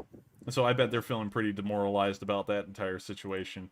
So that was the end of that video, and now we're going to move out of the Donbass in general, because we haven't gotten any other news out of there, and we're now going to move down to Mariupol, where we've only gotten 3 bits of news. This may be one of the quietest days in the city's recent siege history, but nonetheless, we're going to go over each one piece by piece.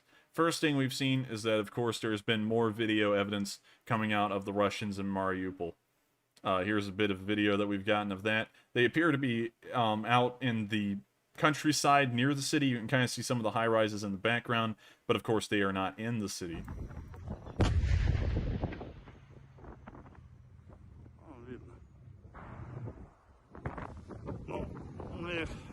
специально стоим за бугром. And so that's pretty much it. The guy decided to put a selfie at the end of it. I also like how he points like it's some kind of interactive children's show. You know, look at that. That's pretty funny. Anyways, we're going to move on to the next bit of video. That guy was kind of goofy. And also, one thing that I was kind of a little happy to see in that video is that that tank fired on the move. So we don't really know if the shot was accurate because we couldn't actually see a plume of smoke come off of that high-rise in the distance. So hopefully the tank missed a little, although I do believe that Russian tanks can fire on the move to a limited degree. At least the newer ones can for sure, but the older ones not so much. We're now going to move on to the next bit of news. We're going to see more footage from inside of Mariupol. It looks like a hellscape in here, and it looks terrible. So I'm just going to let y'all watch this footage and see it for yourselves.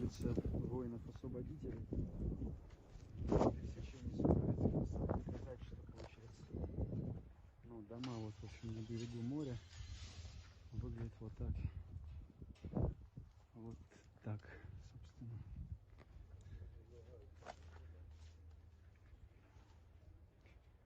Куча побитых машин, раздолбанные подъезды.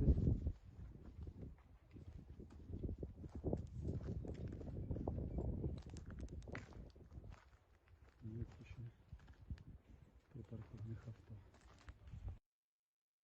The situation in Mariupol is terrible, of course, but we know that the Azov battalion has been holding them as long as they can, and they're still holding them and defying everyone's expectations and odds for how long the city could hold, and they just keep on going. It's really a miracle how long they've held. No one knows how they're holding at this point. We do get a couple of reports from here and there, but nonetheless, they still hold. And you've got to give them all the credit that they have been down there on their own, no reinforcements, and no supplies as far as we know, at least in a sizable amount. And they just still managed to hold the city. It's really impressive. And so we're going to move on to our last bit of news where we can see a Ukrainian grad get hit inside the metallurgical plant in Mariupol. As you can see, the grad's right there. I'll rewind the video to the start. There's the grad. It's right under the play button. And you can see that a Russian drone hit the grad and knocked it out. Looks like there may also be another Ukrainian vehicle over here on the right side of the footage. You can also see what appears to be another strike on another vehicle. But unfortunately, the Ukrainians have taken a couple of losses in Mariupol. That is to be expected, though. It is a siege. And usually at this point in a siege, the defending army wouldn't even survive anymore in this kind of condition. But somehow they are. And they defy the world's odds and expectations every day, because every day the sun rises on Mariupol and the Ukrainians still hold that city. They're making history in a way. So, with that being said, we don't know how much longer Mariupol will hold. I say this every day. It could last another day. Could last weeks. We don't really know. We just know that the Azov battalion is fighting their hardest to defend that city, and so I wish them the best of luck and hope that they defend the city as hard as they can and for as long as they can. They've turned the tide of the war in the Southern Front already, and if they hold it for much longer, I believe that the Southern Front may also be another unattainable front for the Russians, much like the Eastern Front and the Northern Front have become at this time.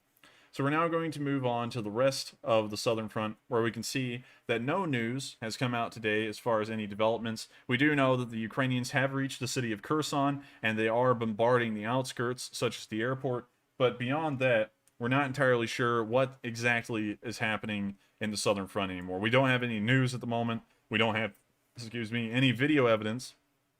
So we'll just have to wait and see in the coming days to see if we can get any video evidence and reports to show that there has been ground made here by the Ukrainians as well, showing that the Ukrainians are pushing them back on all fronts.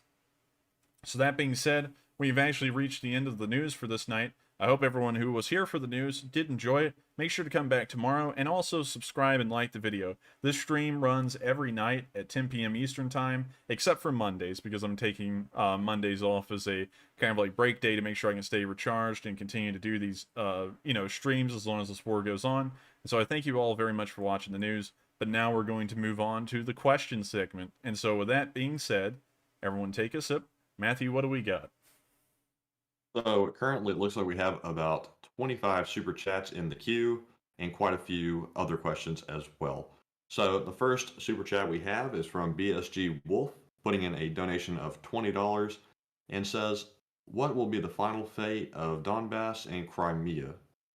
The final fate of Donbass and Crimea is something I'm kind of uncertain about because I don't know if in a peace agreement, if the Ukrainians start to make large amounts of ground and start extending some kind of attacks into Russia. I'm not talking about invading Russia. I'm just saying maybe like missile strikes on Kursk and Belgorod and such. I wonder if in a peace agreement, Russia would accept that they would no longer um, kind of like support the sovereignty of the Donetsk and Luhansk republics, and they would allow those to be reabsorbed into Ukraine. I'm not entirely sure. I don't think the Ukrainians will accept a peace agreement where they give up the Donbass. I don't think that will be a possibility. But I do see it where maybe they sign a peace agreement and the Donetsk and Luhansk republics still exist as proxy countries in a way and are allowed to continue being a pretty much abomination to international law. That's really the only way I can see this going in the Donbass, but this again is entirely my opinion. It may not be accurate or true to the situation or what the Ukrainians are actually negotiating behind the scenes. So take that with a grain of salt. But I hope I answered your question. And I thank you very much once again, BSG, for being a return supporter. You're always here helping support the channel, and I thank you so much for that. It means a lot to me, and it helps us to continue to run this channel. And so that being said, we're moving on to the next question. And the next question of the night is from BC Skyman, who puts in a donation of $20 and says, I heard that they promised weapons from USA, still haven't made it to the front lines, but is this true? I've also seen that the Russian troops are regrouping for a massive assault in the Donbass region. I do not think that they're like kind of like a let's see, what would be a good term? Reassembling, yeah, we'll just say reassembling. Reassembling forces in the Donbass for a massive push. That's kind of once again falling under this usual story that everyone in the news tries to push, that give it a few days and the Russians are going to pull off a blitzkrieg and they're just going to stomp the country, they're going to take the whole thing over, and it's going to be done for within hours. Yeah, I don't believe that's going to happen anymore. I've heard that song and story from too many different news companies over the course of a month and a week to actually believe that anymore. And we can see in the Northern Front where they said multiple times, this is the place that the news has said it the most. Just give it a few minutes. Well, give it a few hours or days. The Russians will have their stuff together and Kyiv will be theirs. It's just over. The Ukrainians ought to give up and surrender. And I've heard that way too many times to believe that that's going to be the case down here. They may be reassembling troops. Maybe. I mean, I'm not going to discredit that. But they're going to roll in. They're going to get blown up like they have been everywhere else. So I don't really believe that's going to be a huge deal. And to answer, what was the other part of that question, Matthew? Let's see. The other part was, Russian troops regrouping for a massive assault in the Donbass. And the first part was that the USA had promised weapons, but they have not made it to the front lines yet. And he wanted to know if that was true or not. I believe that they have made it to the front lines, and I think that's kind of like a mistruth being spoken, because we did see US C-17s landing inside of Poland filled with supplies, and also videos of American soldiers unloading those supplies from the aircraft. And so we do know that they're in Poland, and if they're in Poland, they've probably for sure been sent across the border into Ukraine, because otherwise we wouldn't see that the javelins, which while we do get very few videos of them now, we still see them being used to this day. And we know that the Ukrainians have probably used so many javelins from their original inventory that the only reason that they can continue using them is because they're getting readily available supplies sent to them from the Americans that are giving them the ability to use these American-made weapons. So I think that's kind of a little bit of a mistruth in a way. I believe that they're actually being sent in.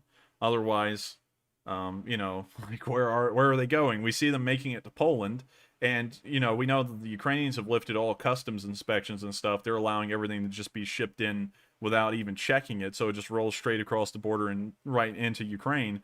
And so I think that they are making them there. I don't really have any news to go either way, though, but I do have enough information to make a pretty reasonable assumption and say that they are, based off of what I've said prior in the statement. So I thank you very much for the support, and I hope that answers your question in a way, in both parts, as a matter of fact. And so with that, we're moving on to the next question. All right, and the next donation of the night is from Russ Paulus. He puts in a donation of $18. Thank you very much for your support. We do appreciate it very, very much. Let's see. Just a moment, trying to get a person here on the chat. Looks like a bot. But anyways, the next question is from Leaf Spring Army, who puts in a donation of $10 and says, "What's up, guys? Question on Mariupol. Do you see any possibility for relief? With the front line so far away, it looks unworkable without a really large push. I don't think that Mariupol will be getting any kind of relief. I believe that the Ukrainians may have told the defenders of Mariupol that there will be no reinforcements or any kind of breakthrough trying to reach them, because it looks like the Azov has kind of sealed their fate, that they're stuck there and there's really no one going to be able to get there and give them help. So I think in the background they kind of know that, but the Azov battalion isn't going to give up. The soldiers at the Alamo, you know, it's kind of like a historical context, because I'm sure someone's about to say, oh, well, you know, if they were told that no one was coming to help them, I'm sure, you know, in some kind of like dramatic movie fashion, they would just give up. That's not the way it really works in real life, because in the Alamo, the soldiers there knew that there were going to be no reinforcements whatsoever. While they did send out the boy, you know, to go to General Houston, I believe, and tell him that they desperately needed reinforcements at the Alamo, they knew that those reinforcements weren't going to get there in time. That was just a thing that they did in hopes of letting, you know, General Houston know what was going on.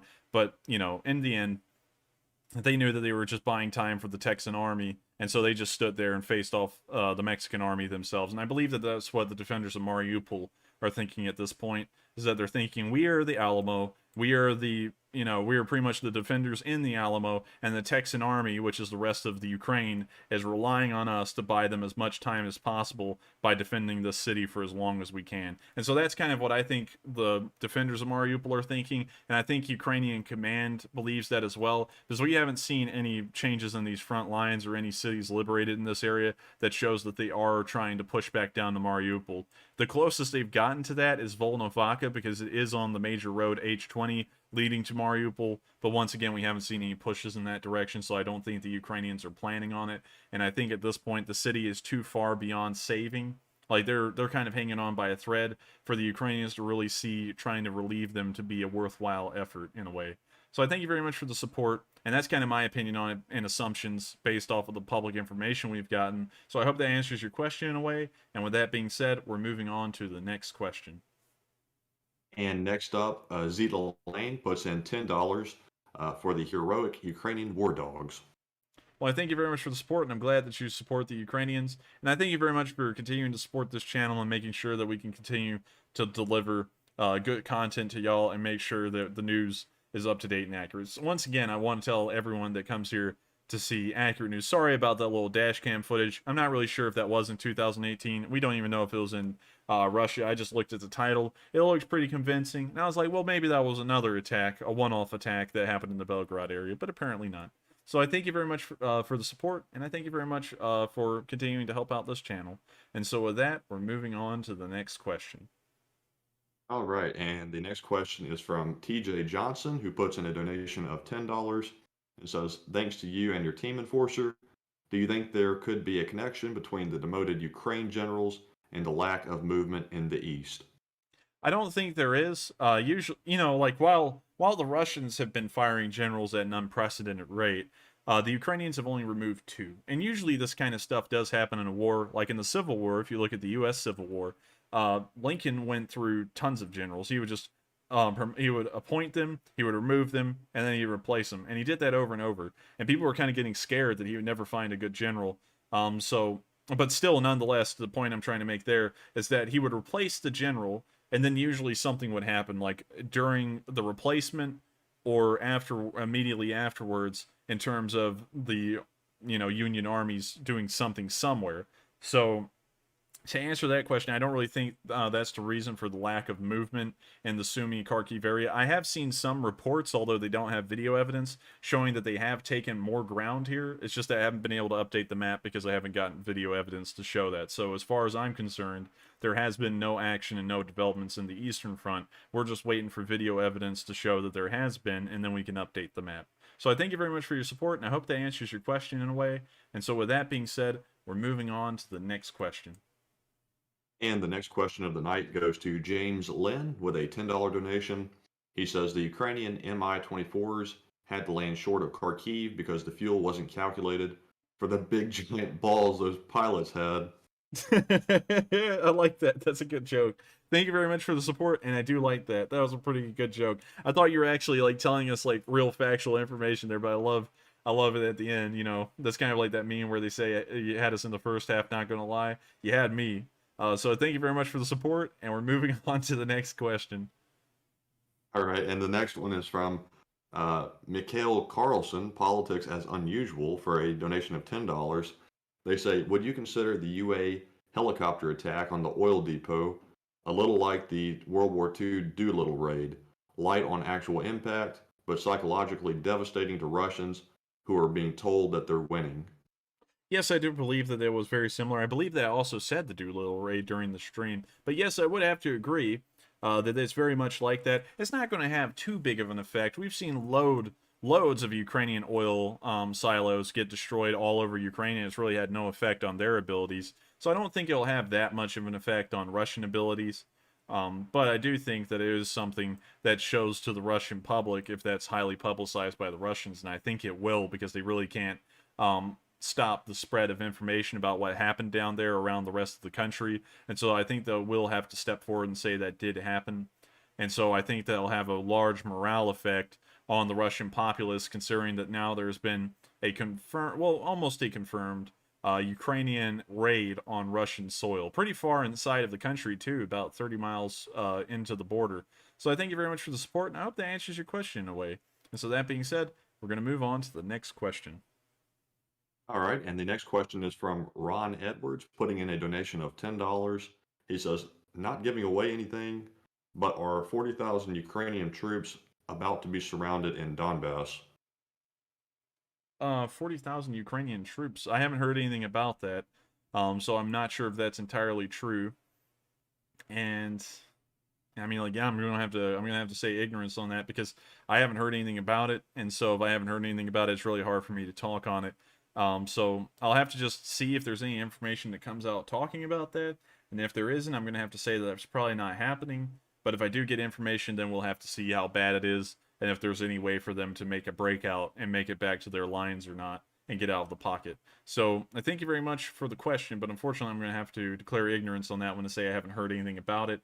And so that being said, we're moving on to the next question.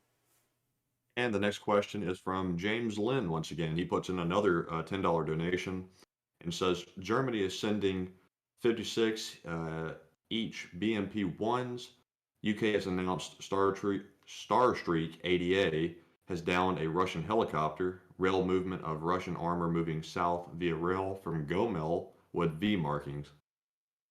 Thank you very much for all the info. As far as the Star Streaks, we've been getting a lot of questions on the channel about the Star Streaks, but honestly, I haven't heard anything about them actually being used, and we haven't gotten any video evidence of them being used as well. The Star Streak is a really identifiable weapon system when it's being used, although, of course, the projectiles are moving at an incredibly fast speed. There are 3 separate darts in the Star Streak, and when this thing is fired, all 3 of these darts move around each other in a circle to the target. It's a very interesting little system, but I haven't seen it being used, and I haven't gotten any actual evidence of them being used. But maybe, just maybe, that Mi-28 that was shot down today, it wasn't shot down by a normal manpad. Maybe it was some kind of Star Streak system that was used. Can't really go either way on that. That's nothing but a raw assumption with no evidence to back it up. But as far as the units being moved from Gomel down to the southeastern area of Ukraine, maybe. I mean, like, I haven't gotten any information on that either. Maybe there's satellite footage to back that up or some kind of video evidence to show that, but I don't have anything here. So I'm going to have to quote ignorance on that. Maybe they are. Maybe that's the Russians' new plan. I don't think it'll succeed. We've seen them, push in a full invasion force, 95% of it, 2 weeks ago, and it managed to do nothing. And so I don't think there's really any way they can shift their forces around the country now to try and make a real meaningful difference anywhere on any front line. But I do thank you very much for the support, and I hope that answers your question in a way. And so with that being said, we're moving on to the next question. And the next question is from Alan once again. He puts in another $10 donation, and I think he's clearing up his last question. He said, sorry for the garbled question. Thanks, guys. Enforcer, did you show the video of the guy from Snake Island who told the warship to F off? A video of them getting an award. I did not show that. And as far as I know, because I have been looking at the chat myself, and I have seen some people say that they actually did manage to capture some of them, and then they exchanged them in the prisoner exchange. I haven't gotten any video evidence to show that. And so you know, of course, this channel revolves around video evidence. That's something that you really can't fake well. And you know, with RT today, with Russia today, you can see when they're faking it because there's no firefight going on. They're just shooting at something and it's perfectly quiet all around. So that's why I only go off of video evidence. I haven't gotten any video evidence of that, and I also haven't seen any video of the Snake Island guy who said, you know, go F yourself, of him getting an award. And so I really can't speak on it because I don't have any video evidence to say that that happened. But if someone could send me that, I would love to see it, so that way I could correct that if that is what happened. A lot of people are saying that, so maybe that is the case. So I did show that video, though, of the Snake Island guy saying go F yourself, and also the ensuing firefight that occurred on that island. So yes, I did show that. So I thank you very much for the support, and I thank you very much for clarifying the question as well. That was very helpful. So I thank you once again. And so that being said, we're moving on to the next question. And the next one is from longtime channel supporter Tito McLovin. He puts in a donation of $10 and says, Enforcer, remember the U.S. forces Syria massacred of 200 Wagner Group Russians on February 7, 2018. No U.S. soldiers harmed or killed. Reminds me again how Russians are bad in combat. I'd have to agree. The Russians are terrible in combat. We haven't seen an example of them doing well anywhere. In the Chechen Wars, the invasion of Georgia, the invasion of Ukraine, nowhere have they done well. And if you want to go all the way back through time to anything like not the Chechen War, the Winter War, or even when they were an imperial country against Napoleon in the Napoleonic Wars, they just have never done well. I mean, like, historically, I believe Russia is the worst performing country in terms of wars. The only war that they've managed to win in recent history that you could say, yeah, they won that handily, was World War II. And so, thank you very much for the support. Hope that answered the question in a way, and thank you once again for helping the channel continue to run. Everyone's support does help us to keep going, and so I thank you very much. And so that being said, we're moving on to the next question. And the next one is from Joe, who puts in a donation of $10. And they say, Slava, everybody at Once Now, Ukraine. Thanks for the great material. Good work, you two, and the others behind the scenes. Slava Ukraina, and thank you very much for the support. Me, Matthew, and the chat mods and the Discord mods work around the clock to try and make sure that everyone has the best experience. And so I thank you very much for help and, you know, giving us all a little bit of praise. Most importantly, I'd like to thank Matthew for being here every night. He does a decent amount of work on the stream, and so I thank him a lot. And so thank you so much for the support. And that being said, we're moving on to the next question. And next up, we have a absolute channel regular. We have Mark Bohychuk. He puts in a donation of $10 and says, almost forgot my coffee fund money, but here it is, and enjoy. Thank you very much, Mark. I know I can count on you to make sure that I can always get a coffee and maybe like a bagel every single day. And so I thank you so much for helping me make sure that I get nice coffee and that I'm always hydrated during these streams. It's always good to make sure that you're caffeinated and hydrated during your stream. They go on for a long time. So I thank you once again, Mark. You've always been a return supporter, and I got to thank you so much. So that being said, we're moving on to the next question. And the next one up is from That Frost Wolf, who has become a longtime channel supporter now. He puts in a donation of $10 and says, do you think this is a toss-away war for Putin? Like he's doing this to get rid of old equipment and demote some weak military personnel. Also, is this part of his plan for possible global conflict? I don't really... you know, the thing to me is that I don't think there's ever such a thing as a toss-away war. I feel like the modern world tries to make people think there's like this behind-the-scenes thing all the time, and, you know, I feel like that's kind of falling into that behind-the-scenes thing where it's like, we have old vehicles, let's just go to war to get rid of them. I mean, like, you know, I don't really know why people think, you know, I'm not saying that you're one of these people, but I don't know why people try and push that as like a thing, you know. It doesn't make any sense to me, because even if they were old vehicles, you know, what's the point of getting them blown up and abandoned in a foreign country? Why not just, you know, disassemble them, melt down the reusable parts, and then reform them or upgrade them into newer vehicles like a BMP-2 or a BMP-3, or just at least save the metal? You know, it doesn't make a lot of sense to me that that a country would go to war just to get rid of old equipment. Like that's something that doesn't ever happen, really. Like if you look at World War II, the Russians didn't use the Winter War to get rid of old equipment. In fact, in World War II, they were desperately trying to find all of the older Mosins that they had from like World War I and such, and issue those to the Russian soldiers as well, because you always want to make sure you have a massive stockpile of equipment, and so it's just counterintuitive to go to war to get rid of equipment and just have it destroyed and have soldiers killed and then start weeding out generals, because it's really just not good all around. It's something that's never really happened historically. There's really no precedent for anything like that, and so I don't really think that that's the reason he went into this war. And also, was there a second part to that question, Matthew, just to make sure I answer all parts of it? So the first part was, do you think this is a toss-away war for Putin? And the second part was, is this his plan for sparking a global conflict? I don't think that this is a plan for him to spark a global conflict, because as you can see now, the Russians are performing poorly in Ukraine. Imagine how poorly they would perform against the United States alone. Like, let's just say no other country went to war with them, NATO didn't get involved, it was just the United States. They would get floored. I mean, like, there's no other way to look at this. This would be like a replay of Iraq, but instead of it being Iraq, it's Russia. That's the only way I could look at it. And so I don't think that he's wanting a global war. And I've seen Putin multiple times in the previous years and years, saying that he knows that the Russian army would be wiped out against a country like the United States, and so they rely on their nuclear arsenal to keep them safe. So to answer that question, I don't think he's looking for a global conflict. I think he was looking for securing Russia's strategic interests inside of Ukraine and ensuring that NATO wouldn't have a much more extended border with Russia and threaten strategic targets such as Volgograd. And so I thank you very much for the support and the question. It is a good question. It's just that I don't think that Putin's plans is trying to create a global war, or just get rid of vehicles, because historically, there is no reason or context for him to do either. So I thank you very much for the question. I hope that answers it.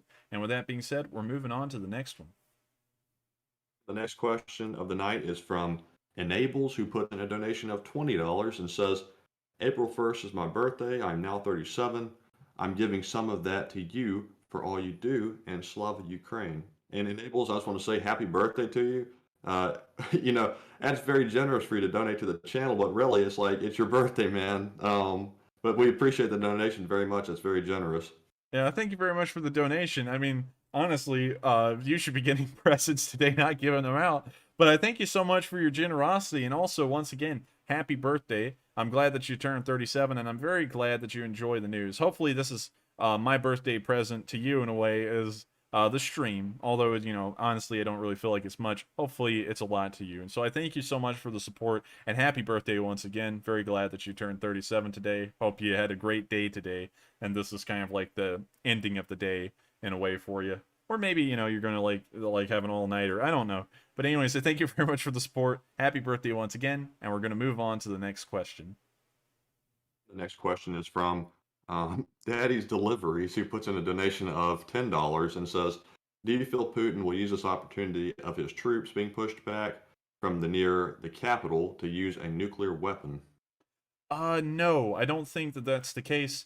You see, the thing is that the Russians' doctrine revolves around using tactical nuclear weapons, and the thing is that, a lot of people, and I mean, like, I'm not like crushing people or anything about this. A lot of people kind of have like a movie thing in their head, where like forces like run away and the Ukrainians sit there, like, I don't know, Lord of the Rings or something. I never watched that show, but they like stand on top of the castle wall with like a little cape and a sword, and they're like, where are they going? And then, the tactical nuke flies over the horizon, they're like, oh my god, get to cover, and then they get blown up. That's not really how modern war works. If an army withdraws and gives up land, the enemy, the combatant army that's fighting them, is going to be right on their tail the whole entire time, right on them. And so if they give up land, they're just giving up land to the Ukrainians, and the distance in between them and Ukraine, the Ukrainian army, isn't really going to get larger.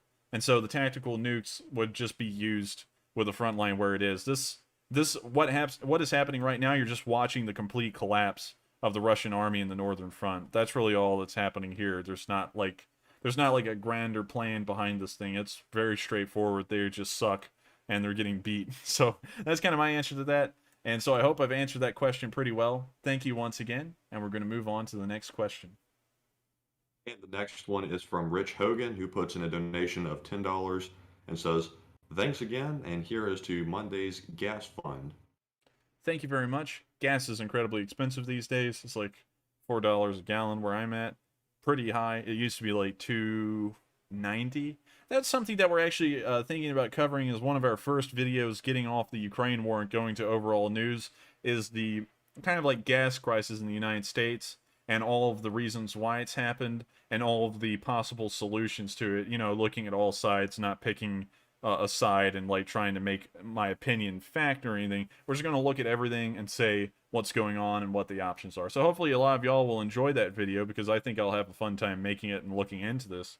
And so I thank you very much for the gas fund again. And with that being said, we're moving on to the next question. And just for everybody's information, we do have about 10 or 12 super chats left. So if I haven't gotten to yours yet, don't worry, it is coming up.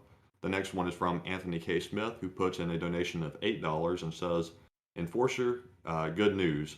See Operator Starsky channel, day 37.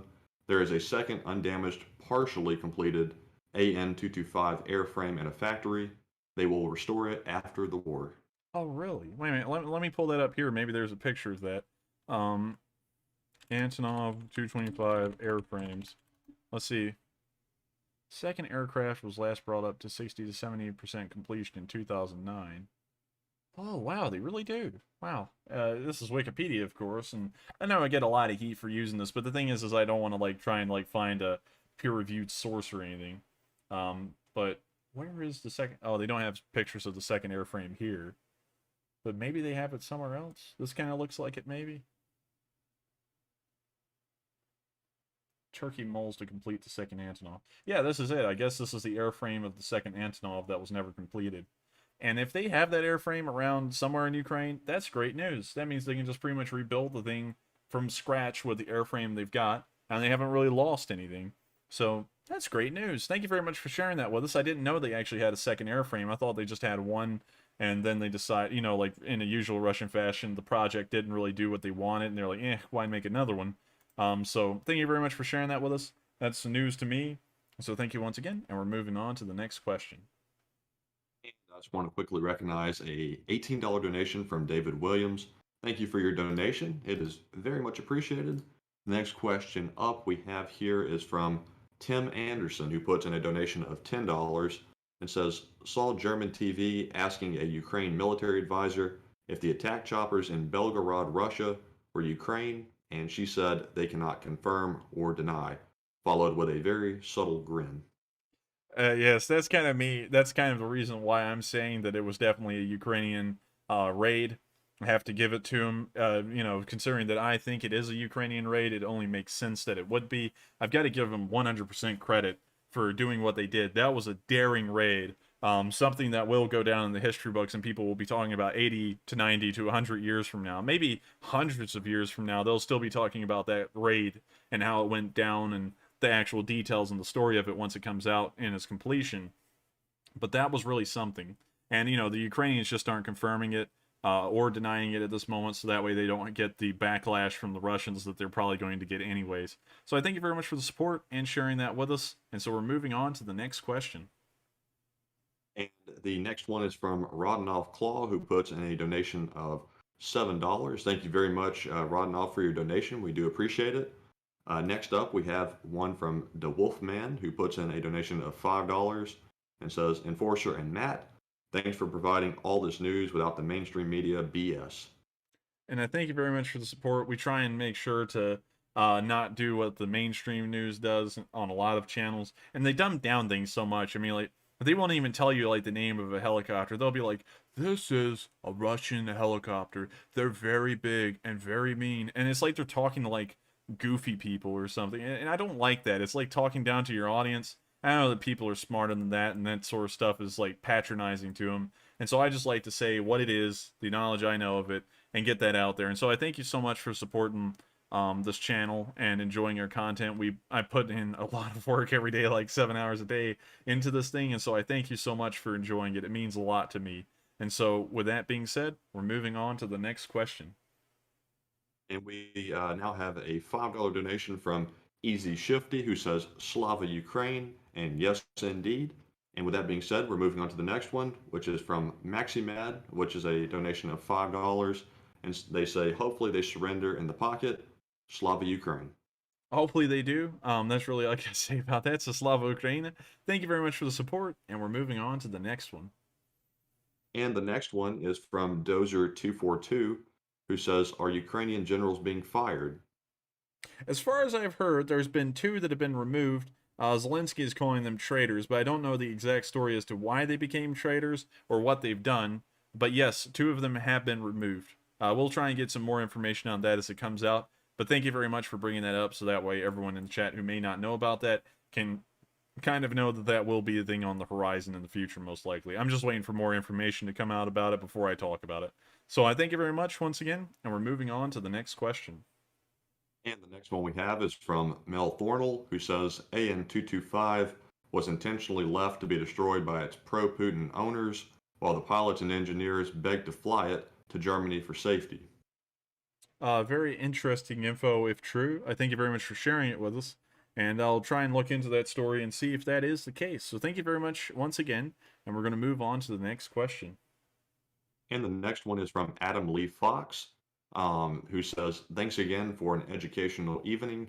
Was the Antonov destroyed by the cruise missile that was on CNN in day 1 or 2 of the war? Slava Ukraine. I don't think it was the cruise missile that destroyed it. It looks more like in the footage and the pictures. Let's pull that up. Antonov 225 destroyed. I know there's a top-down picture of that hangar. Let's see if we can find it. Let's see.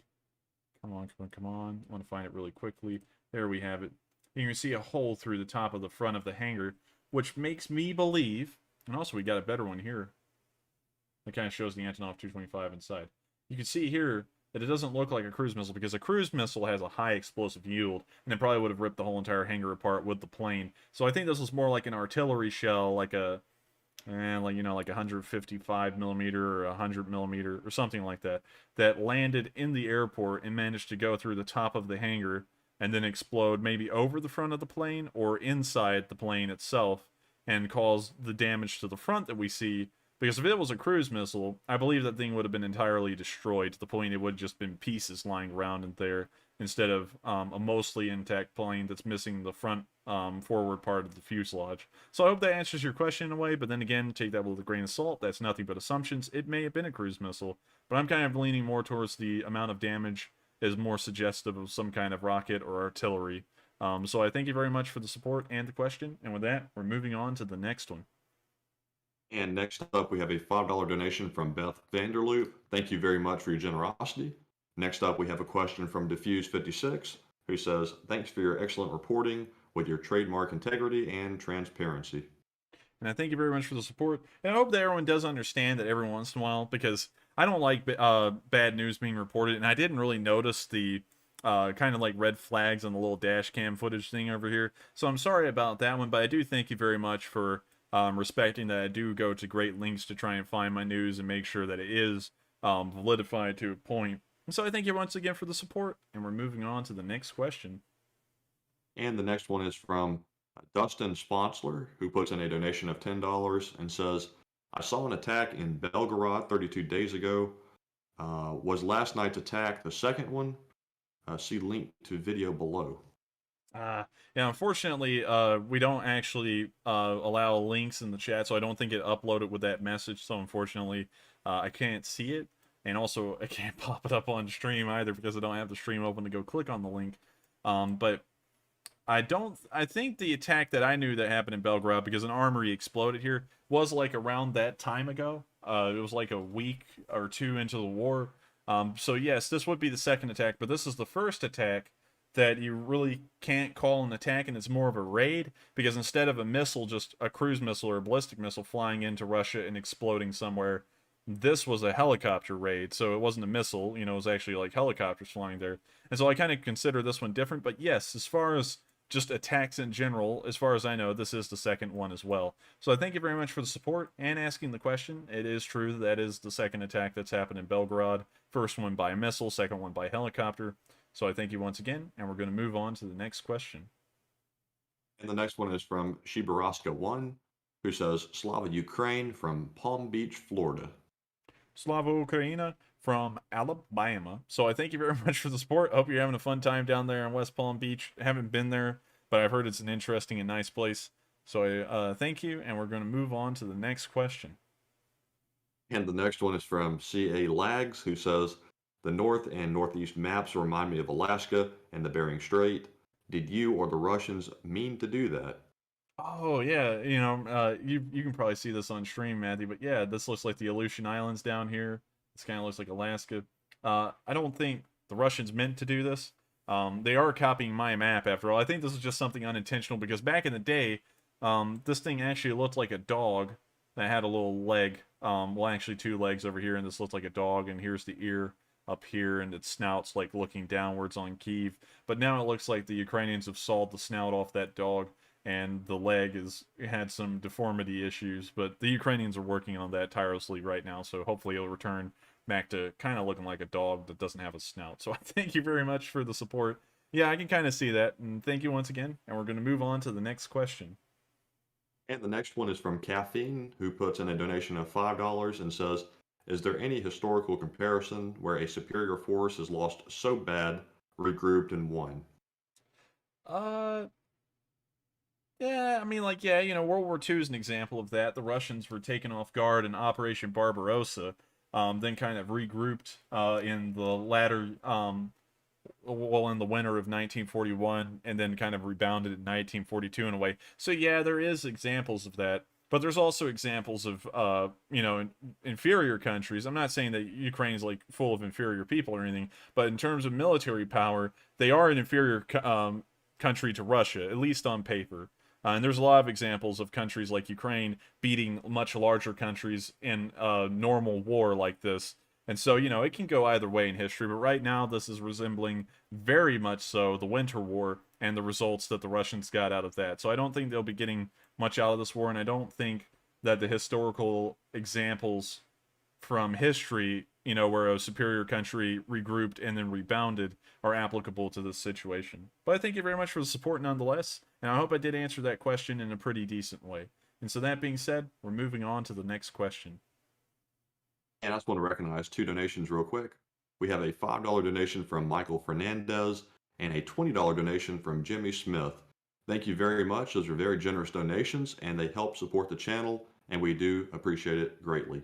So the next question of the night is from Dino Ress, who puts in a donation of $5 and says, that is a Swedish Valhund in the picture with the Ukrainian soldier, working dog used for herding, intense focus, and related to the English corgis. All right, thank you very much for answering that. I was gonna say it was a Valhund, but I was like, I don't want to look stupid. It may be something else. Swedish Valhunds are actually something that we've eyeballed a bit. We have two corgis, and I love them to death. They're the best dogs ever.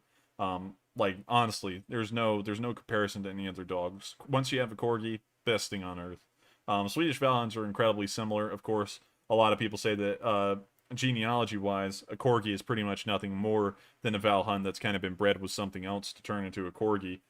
So that's pretty neat. Glad to know that there's one over there in Ukraine, and hopefully it's bringing a whole bunch of people smiles and it's being used to the best abilities that it has. So I thank you very much for the support and also sharing that info with us. And so we're going to move on to the next question. And the next one is from Sabmatic, who says, let's see, I believe they meant to say Belgrade or Belgorod, could be Russian false flag operation, Russians known for blowing up their own to scare people, into hatred for external enemy versus internal outrage. Yeah, but here's the thing about that though. False flags are kind of called a little bit too much these days. I feel like it's kind of starting to fall into like this conspiracy theory culture where no one can take anything for face value anymore, because like, the Russians could like bomb an orphanage, in Kharkiv, and it's obvious, you could see the red stars on the Su-34, watch it fly over in a video, and bomb a nursery in Kharkiv and kill like 30 kids. And there will be like 1,000 people out there that go, oh, it's a false flag from the Ukrainians, they spent all this time to rig up an Su-27 to look like an Su-34, and then they painted the red stars on it, flew over Kharkiv and blew up the orphanage. It's a false flag. I feel like that's just called too much these days to really believe it anymore, because while some things are fabricated, sure, I mean, like, everything can't be fabricated. And on top of that, why in the world with the Russians trying to destroy something as a false flag aimed for a military strategic target that would only further hinder their efforts inside of the Eastern Front. That seems very counterintuitive. It's kind of like shooting yourself in the foot. That'd be like saying that America actually planned and well actually staged Pearl Harbor so that way they could get in the war. You know, it wouldn't make any sense. Like, why in the world would they destroy the American Navy at Pearl Harbor so badly just to have an excuse to go into a war, or, you know, like in the Russian case, for them to destroy something to say they're going to get even further into Ukraine? You know, that wouldn't make much sense right now, considering that they're losing. They might want to actually save face and just try and bow out now instead of trying to commit some kind of attack for them to have a reason or compel themselves to try and even get further involved. I don't really think it'll end well for them. So I don't think it was a false flag. I think that's exactly what happened. So I thank you very much for the support. That's my opinion on it, so take that for what you will. And we're going to move on to the next question. And we have a $10 donation from Mark Sova. Thank you, Mark. I think I've seen you around the channel a couple times, and we appreciate your continued support.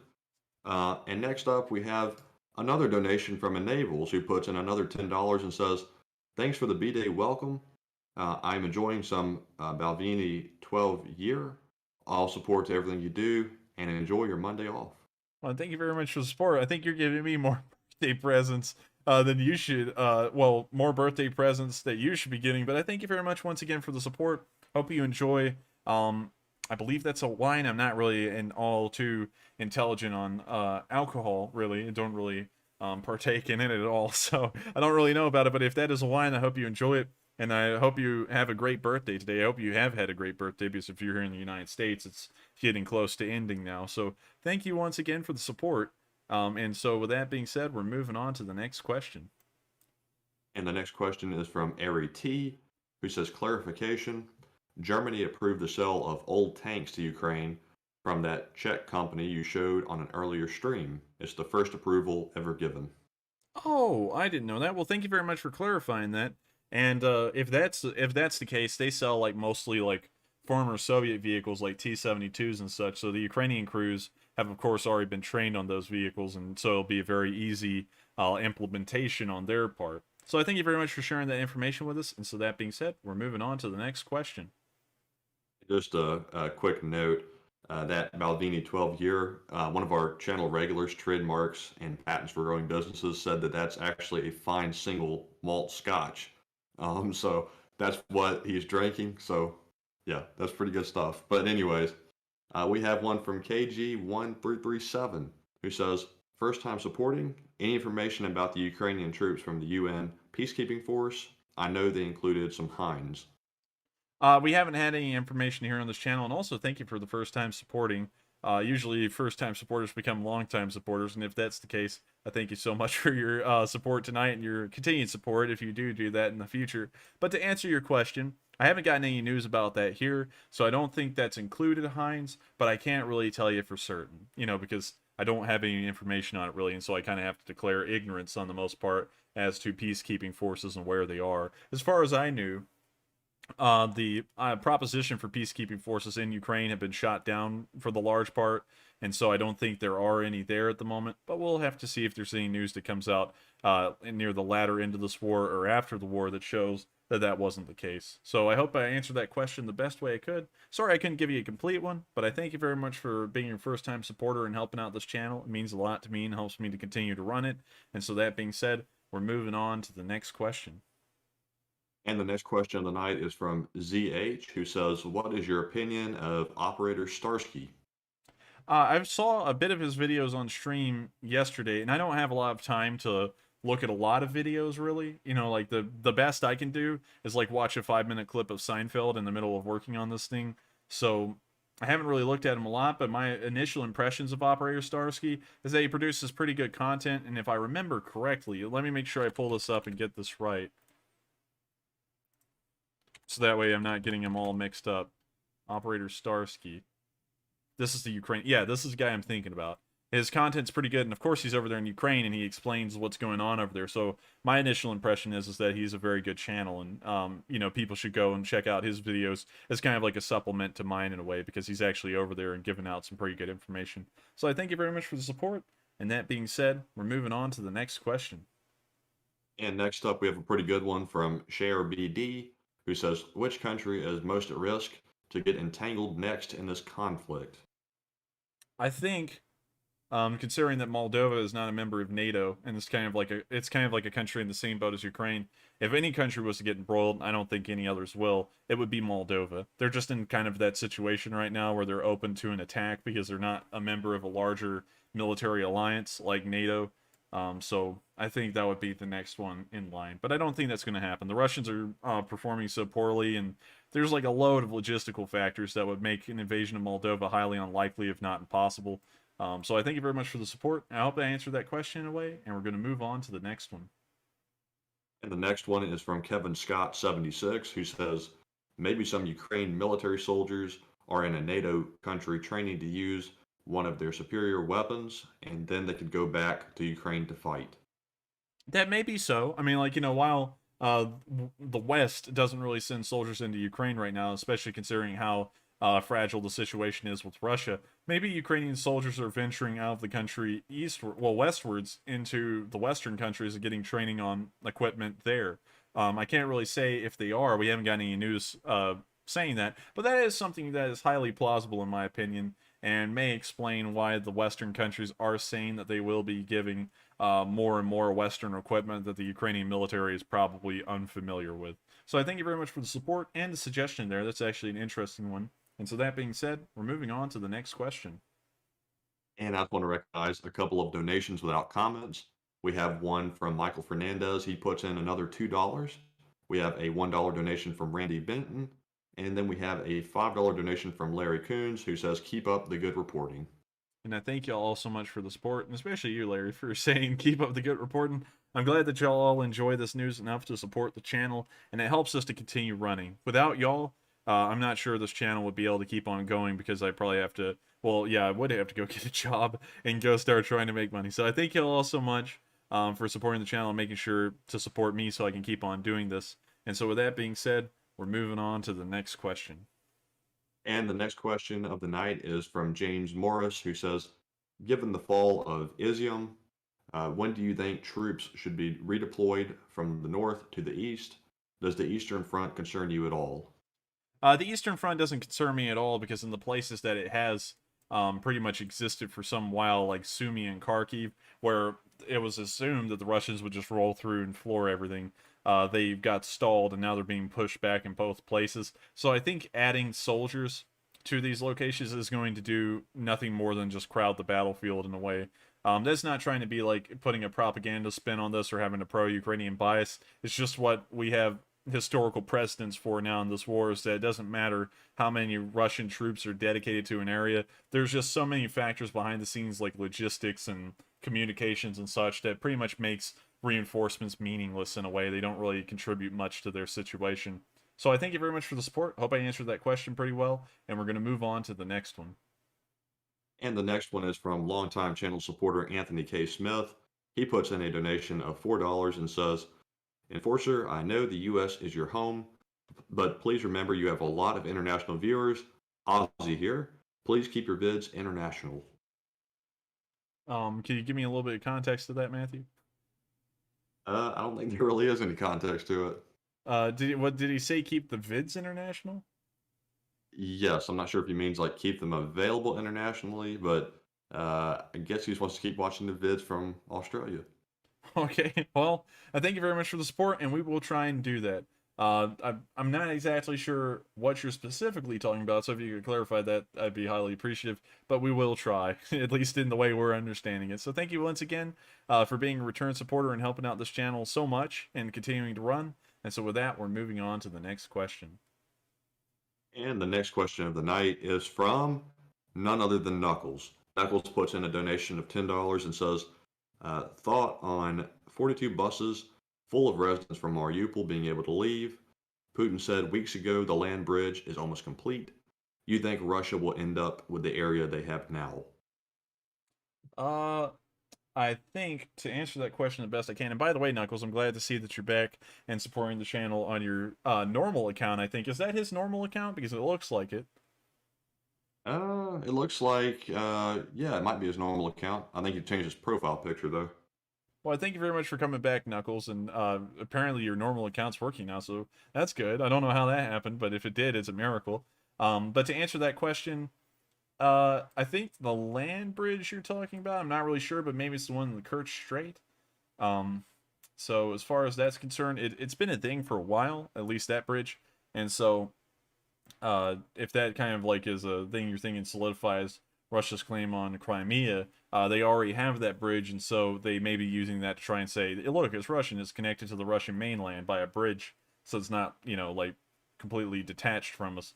As far as the other thing with Mariupol and the buses being able to leave with civilians, that's something that I'm surprised took so long to occur, because we've seen humanitarian corridors get set up out of pretty much all cities like Sumy, Kharkiv, and so on. But we never saw one set up for Mariupol, as far as I knew and got news of. So that's really nice to me that it's finally been able to happen. But I feel like it's incredibly late, and civilians had to take situations into their own hands in some at some times, and then they had to get out, and it was incredibly dangerous because there was no safe way for them to leave, and they were being shot at and all that stuff. So I think that was a good thing that it happened. I think it's a little late, but still, I can't discredit it. It's a good thing nonetheless. And as far as the land bridge, I hope I answered that the best I could. I'm not really sure if there is a land bridge up here in the Mariupol, Donbass area. So I hope I've answered that question pretty well. And thank you so much, Knuckles, for being a return supporter of this channel. It helps us out a lot, and it ensures that we can keep on running. And so I thank you very much again, and we're going to move on to the next question. And the next one is from Knuckles again. He says, Chernobyl was handed over today per Fox News. Chernobyl was handed out? Well, let me check that out. I mean, Fox is Fox, but let me go check that out. Chernobyl news.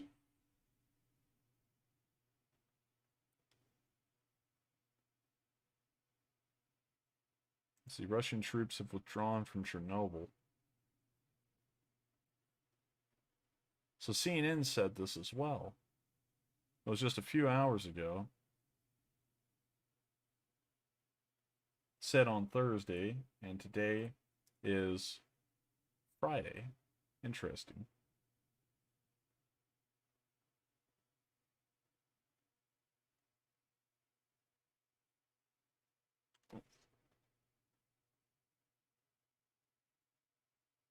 Let me read this for a second. Hang on, everyone.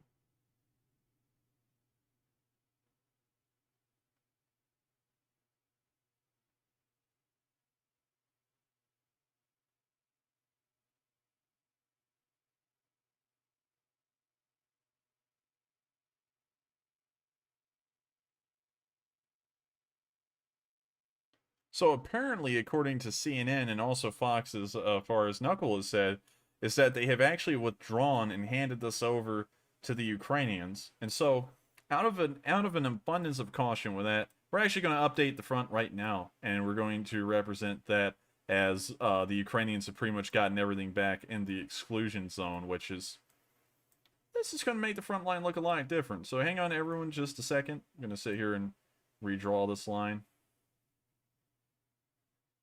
to about right there, and a little bit over, since the exclusion zone kind of extends outwards to there. And so that now is what the Russian front line looks like now at the moment. We're not even sure if this exists, so we'll just have to wait and get more news to see if either of these two things exist anymore. And if not, this pocket is pretty much without help anywhere in the near future, considering that it appears that the Russians have also withdrawn from the exclusion zone. So thank you very much for sharing that with us, Knuckles. It appears that the mainstream news has gotten that news ahead of me. I haven't gotten any video evidence to show it, so that's why it wasn't changed. But thank you for sharing that. And so with that being said, we're going to move on to the next question. Okay, and the next one is from Anthony K. Smith again.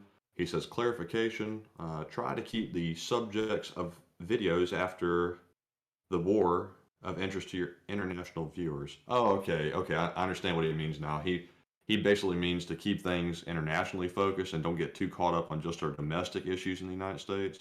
Oh, And yeah. sort of on that topic, we have a lot of planning going on in the background right now that we haven't sort of released yet to the viewers. But before we get ahead of ourselves or anything like that, we're going to sort of just leave it at that. But we do have quite a bit of planning for future videos and things going on in the background. And that's pretty true. I have to agree with Matthew with that. We're trying to figure that out. And while there will be some domestic stories here in the U.S., there will, of course, still be international stories covered in international topics and just general things that, you know, are just good information to know.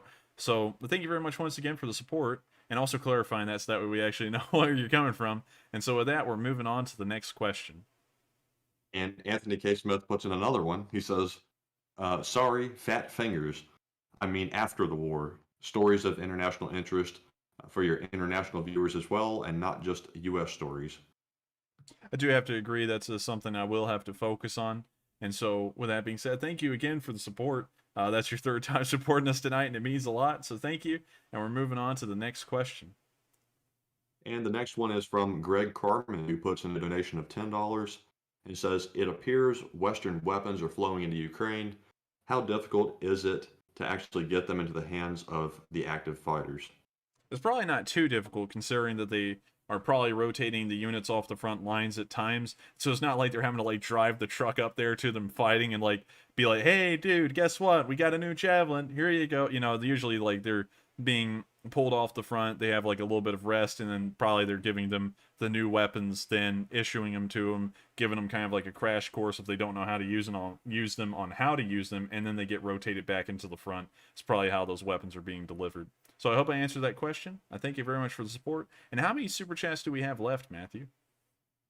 So we have just 2 super chats left, and the next one is from Quai Gardner, who says the Soviets won the Winter War, i.e., the Soviets rebounded and won.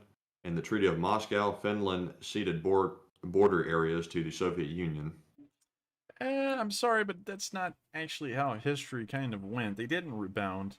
If you look at their casualty numbers, they lost hundreds of thousands of troops, while the Finnish only lost about 20 to 30,000. So if that's considered rebounding, then yeah. But, you know, if you're actually looking at it historically, they never really rebounded on anything there. That's considered like one of the worst defeats of a major power in modern history was the Winter War, and that's why it's kind of like quoted so much as to where a smaller country defeated a much larger and more powerful country.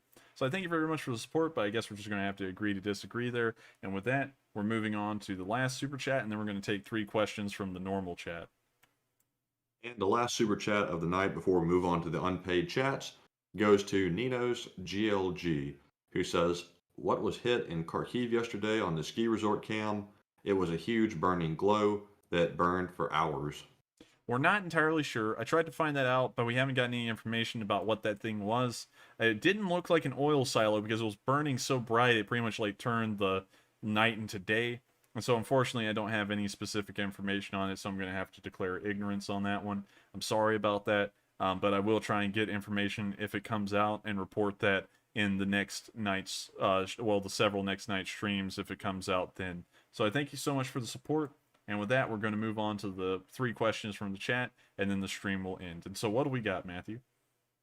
Okay, so first up in our unpaid chats, we have one from Freedom First, who is a longtime channel supporter. He says, Enforcer, do you believe that the 2 million refugees will eventually return to Ukraine? I believe that number's up around 4 million now, but if you're talking about the 2 million ones in Poland, yes, but I don't know when. You see, refugees are kind of a tough thing, usually when they're displaced. Kind of like the ones from Syria. Well, considering that the Syrian war isn't over, there's really no way to send them back, but like all the Syrian refugees that wound up in Germany have not left. I don't even think any of them, there's even any talk of sending them back and repatriating them into Syria. So I don't know how long they'll be out of Ukraine, but once this war is over, most countries will probably look into sending them back because you know, these people, while they're being displaced, most countries' governments will be thinking, you know, they need to go back to Ukraine where they came from, because that's just usually how the general direction of this goes. And while a lot of people are on board with Ukrainian refugees right now, of course, there will always be movements because after a while, there will be a little bit of friction in between the normal culture of a country and the refugee culture. And then you'll start seeing large movements saying they need to go back to where they came from, yada, yada, yada. I've had Ukrainian friends. I know they're great people. But, you know, of course, there are people out there who will find a reason to gripe. And so there'll be probably a large political movement saying they need to go back. You need to send them out of here and all that stuff. So I'm sure it won't be for too long, especially if this war ends within the next few weeks. So I thank you very much for the support. Oh, well, I'm sorry. I'm getting brainwashed to say that. Thank you very much for the question. It's a good question, and that's kind of my stance on it. But then again, that's nothing more than assumptions kind of based on historical context of how refugee situations have worked. So I thank you very much for the question. And with that being said, we're going to move on to the next one. And just real quickly, I just looked over and noticed that we're at 1.9 thousand likes. If you're still hanging around, feel free to hit that like button. We do appreciate it. Maybe we can get to 2,000 before the stream is over. But anyways, on to our next question. We have from Robin Page, who says, Enforcer, what do you think the chances are of Ukraine eventually counter-invading and putting their troops inside Russia? I don't think the Ukrainians will ever try and do that because that's something very dangerous. Now you're starting to threaten Russia as a country because you're starting to take their land. And they've kind of made it clear that if the Ukrainians did something like that, like actually started to push ground forces into Russia, that may incur the use of their nuclear weapons. You know, because they said as long as their sovereignty isn't threatened, we're not going to use anything. That would be directly threatening their sovereignty. So I don't think the Ukrainians are going to go for that. I think they're going to push them back to the borders of Ukraine, of course. And at that point, the Russians have lost. This was an offensive war on their end. They were planning on conquering this country. And at that point, they've completely failed their objectives, and that is a defeat. So I don't think the Ukrainians will have to push inside of Russia to get that point across to them. I think it'd be clear if they're pushed back that bad that the Ukrainians are actually able to start advancing into Russia. So I thank you very much for the question, but that's kind of my stance on it, and based off of all the information I've gotten and kind of like the diplomatic stance in between the two. So with that, we're going to move on to the last question. And I just want to mention the viewers came through. We just hit 2,000 likes. Thank you, everybody. That was very fast. Thank you very much for hitting that like button. So our last question of the night, and actually before I get to that one, I just want to cover one more that came in. I know it's after the cutoff, but nonetheless, it is from Enables, the one whose its birthday. He says, dig in Chernobyl and GERARS. Get Acute ARS. radiation syndrome. Yeah, he's saying get ARS. Yeah, I mean like they're not smart. The Russians aren't that smart military wise. They literally told them to dig in the Red Forest, the most irradiated part of the exclusion zone. Said, yeah, let's start digging here. This is a great defensive position. They're dumb. That's really all I gotta say. But I thank you very much for the support once again, and also the comment. It's very true and kind of funny in a way that they were dumb enough to do something like that. So with that being said, we're gonna move on to the last chat of the night, and then the stream will end. And so what do we got, Matthew? So our last question of the night goes to Vitaly. He says, Enforcer, is there any intel on whether Ukraine took out the oil depot in Belgorod, or is this a false flag operation by the Russians themselves? Could be to get Russian support for the war. I have put a decent amount of explanation into this when we were covering the Eastern Front, but just to cover it again, just in case if you came in late. Yes, the Ukrainians did attack the oil facility at Belgorod. As far as the information I've been able to collect has gone, the Ukrainians haven't confirmed nor denied they were the ones who did it. And if this was a Russian false flag, they would have flat out denied it and said that we didn't do this. They've set this up. But considering that they're not willing to flat out deny it, it shows that they did do it. They're just not wanting to take the responsibility and blame for it immediately right now. No, it's not a false flag. Also, it wouldn't make no sense for this to be a false flag on the Russians' part, because this will put them at a further strategic disadvantage on the Eastern Front, considering now they have to figure out where they're going to bring in oil supplies and gas for their military. So it's not a false flag, and it was committed by the Ukrainians as far as I know. So I hope I answered that question the best I can. And with that being said, this is the end of tonight's stream. I hope y'all have all enjoyed the stream and have gotten a lot out of it. We've had a lot of major developments today, as you can see on the map. And so I hope y'all have all enjoyed the news. It will, of course, come on at 10 p.m. Eastern time tomorrow. And we are eyeballing a fundraiser for Sunday. I'll tell y'all, of course, what that is tomorrow to get everyone all hyped up for it, because I would love to try and get as much support out to Ukraine as possible. We've all done a lot of good together, and hopefully we can keep on doing that into the future. And so I thank you all so much, and I hope y'all have a great night. Take care.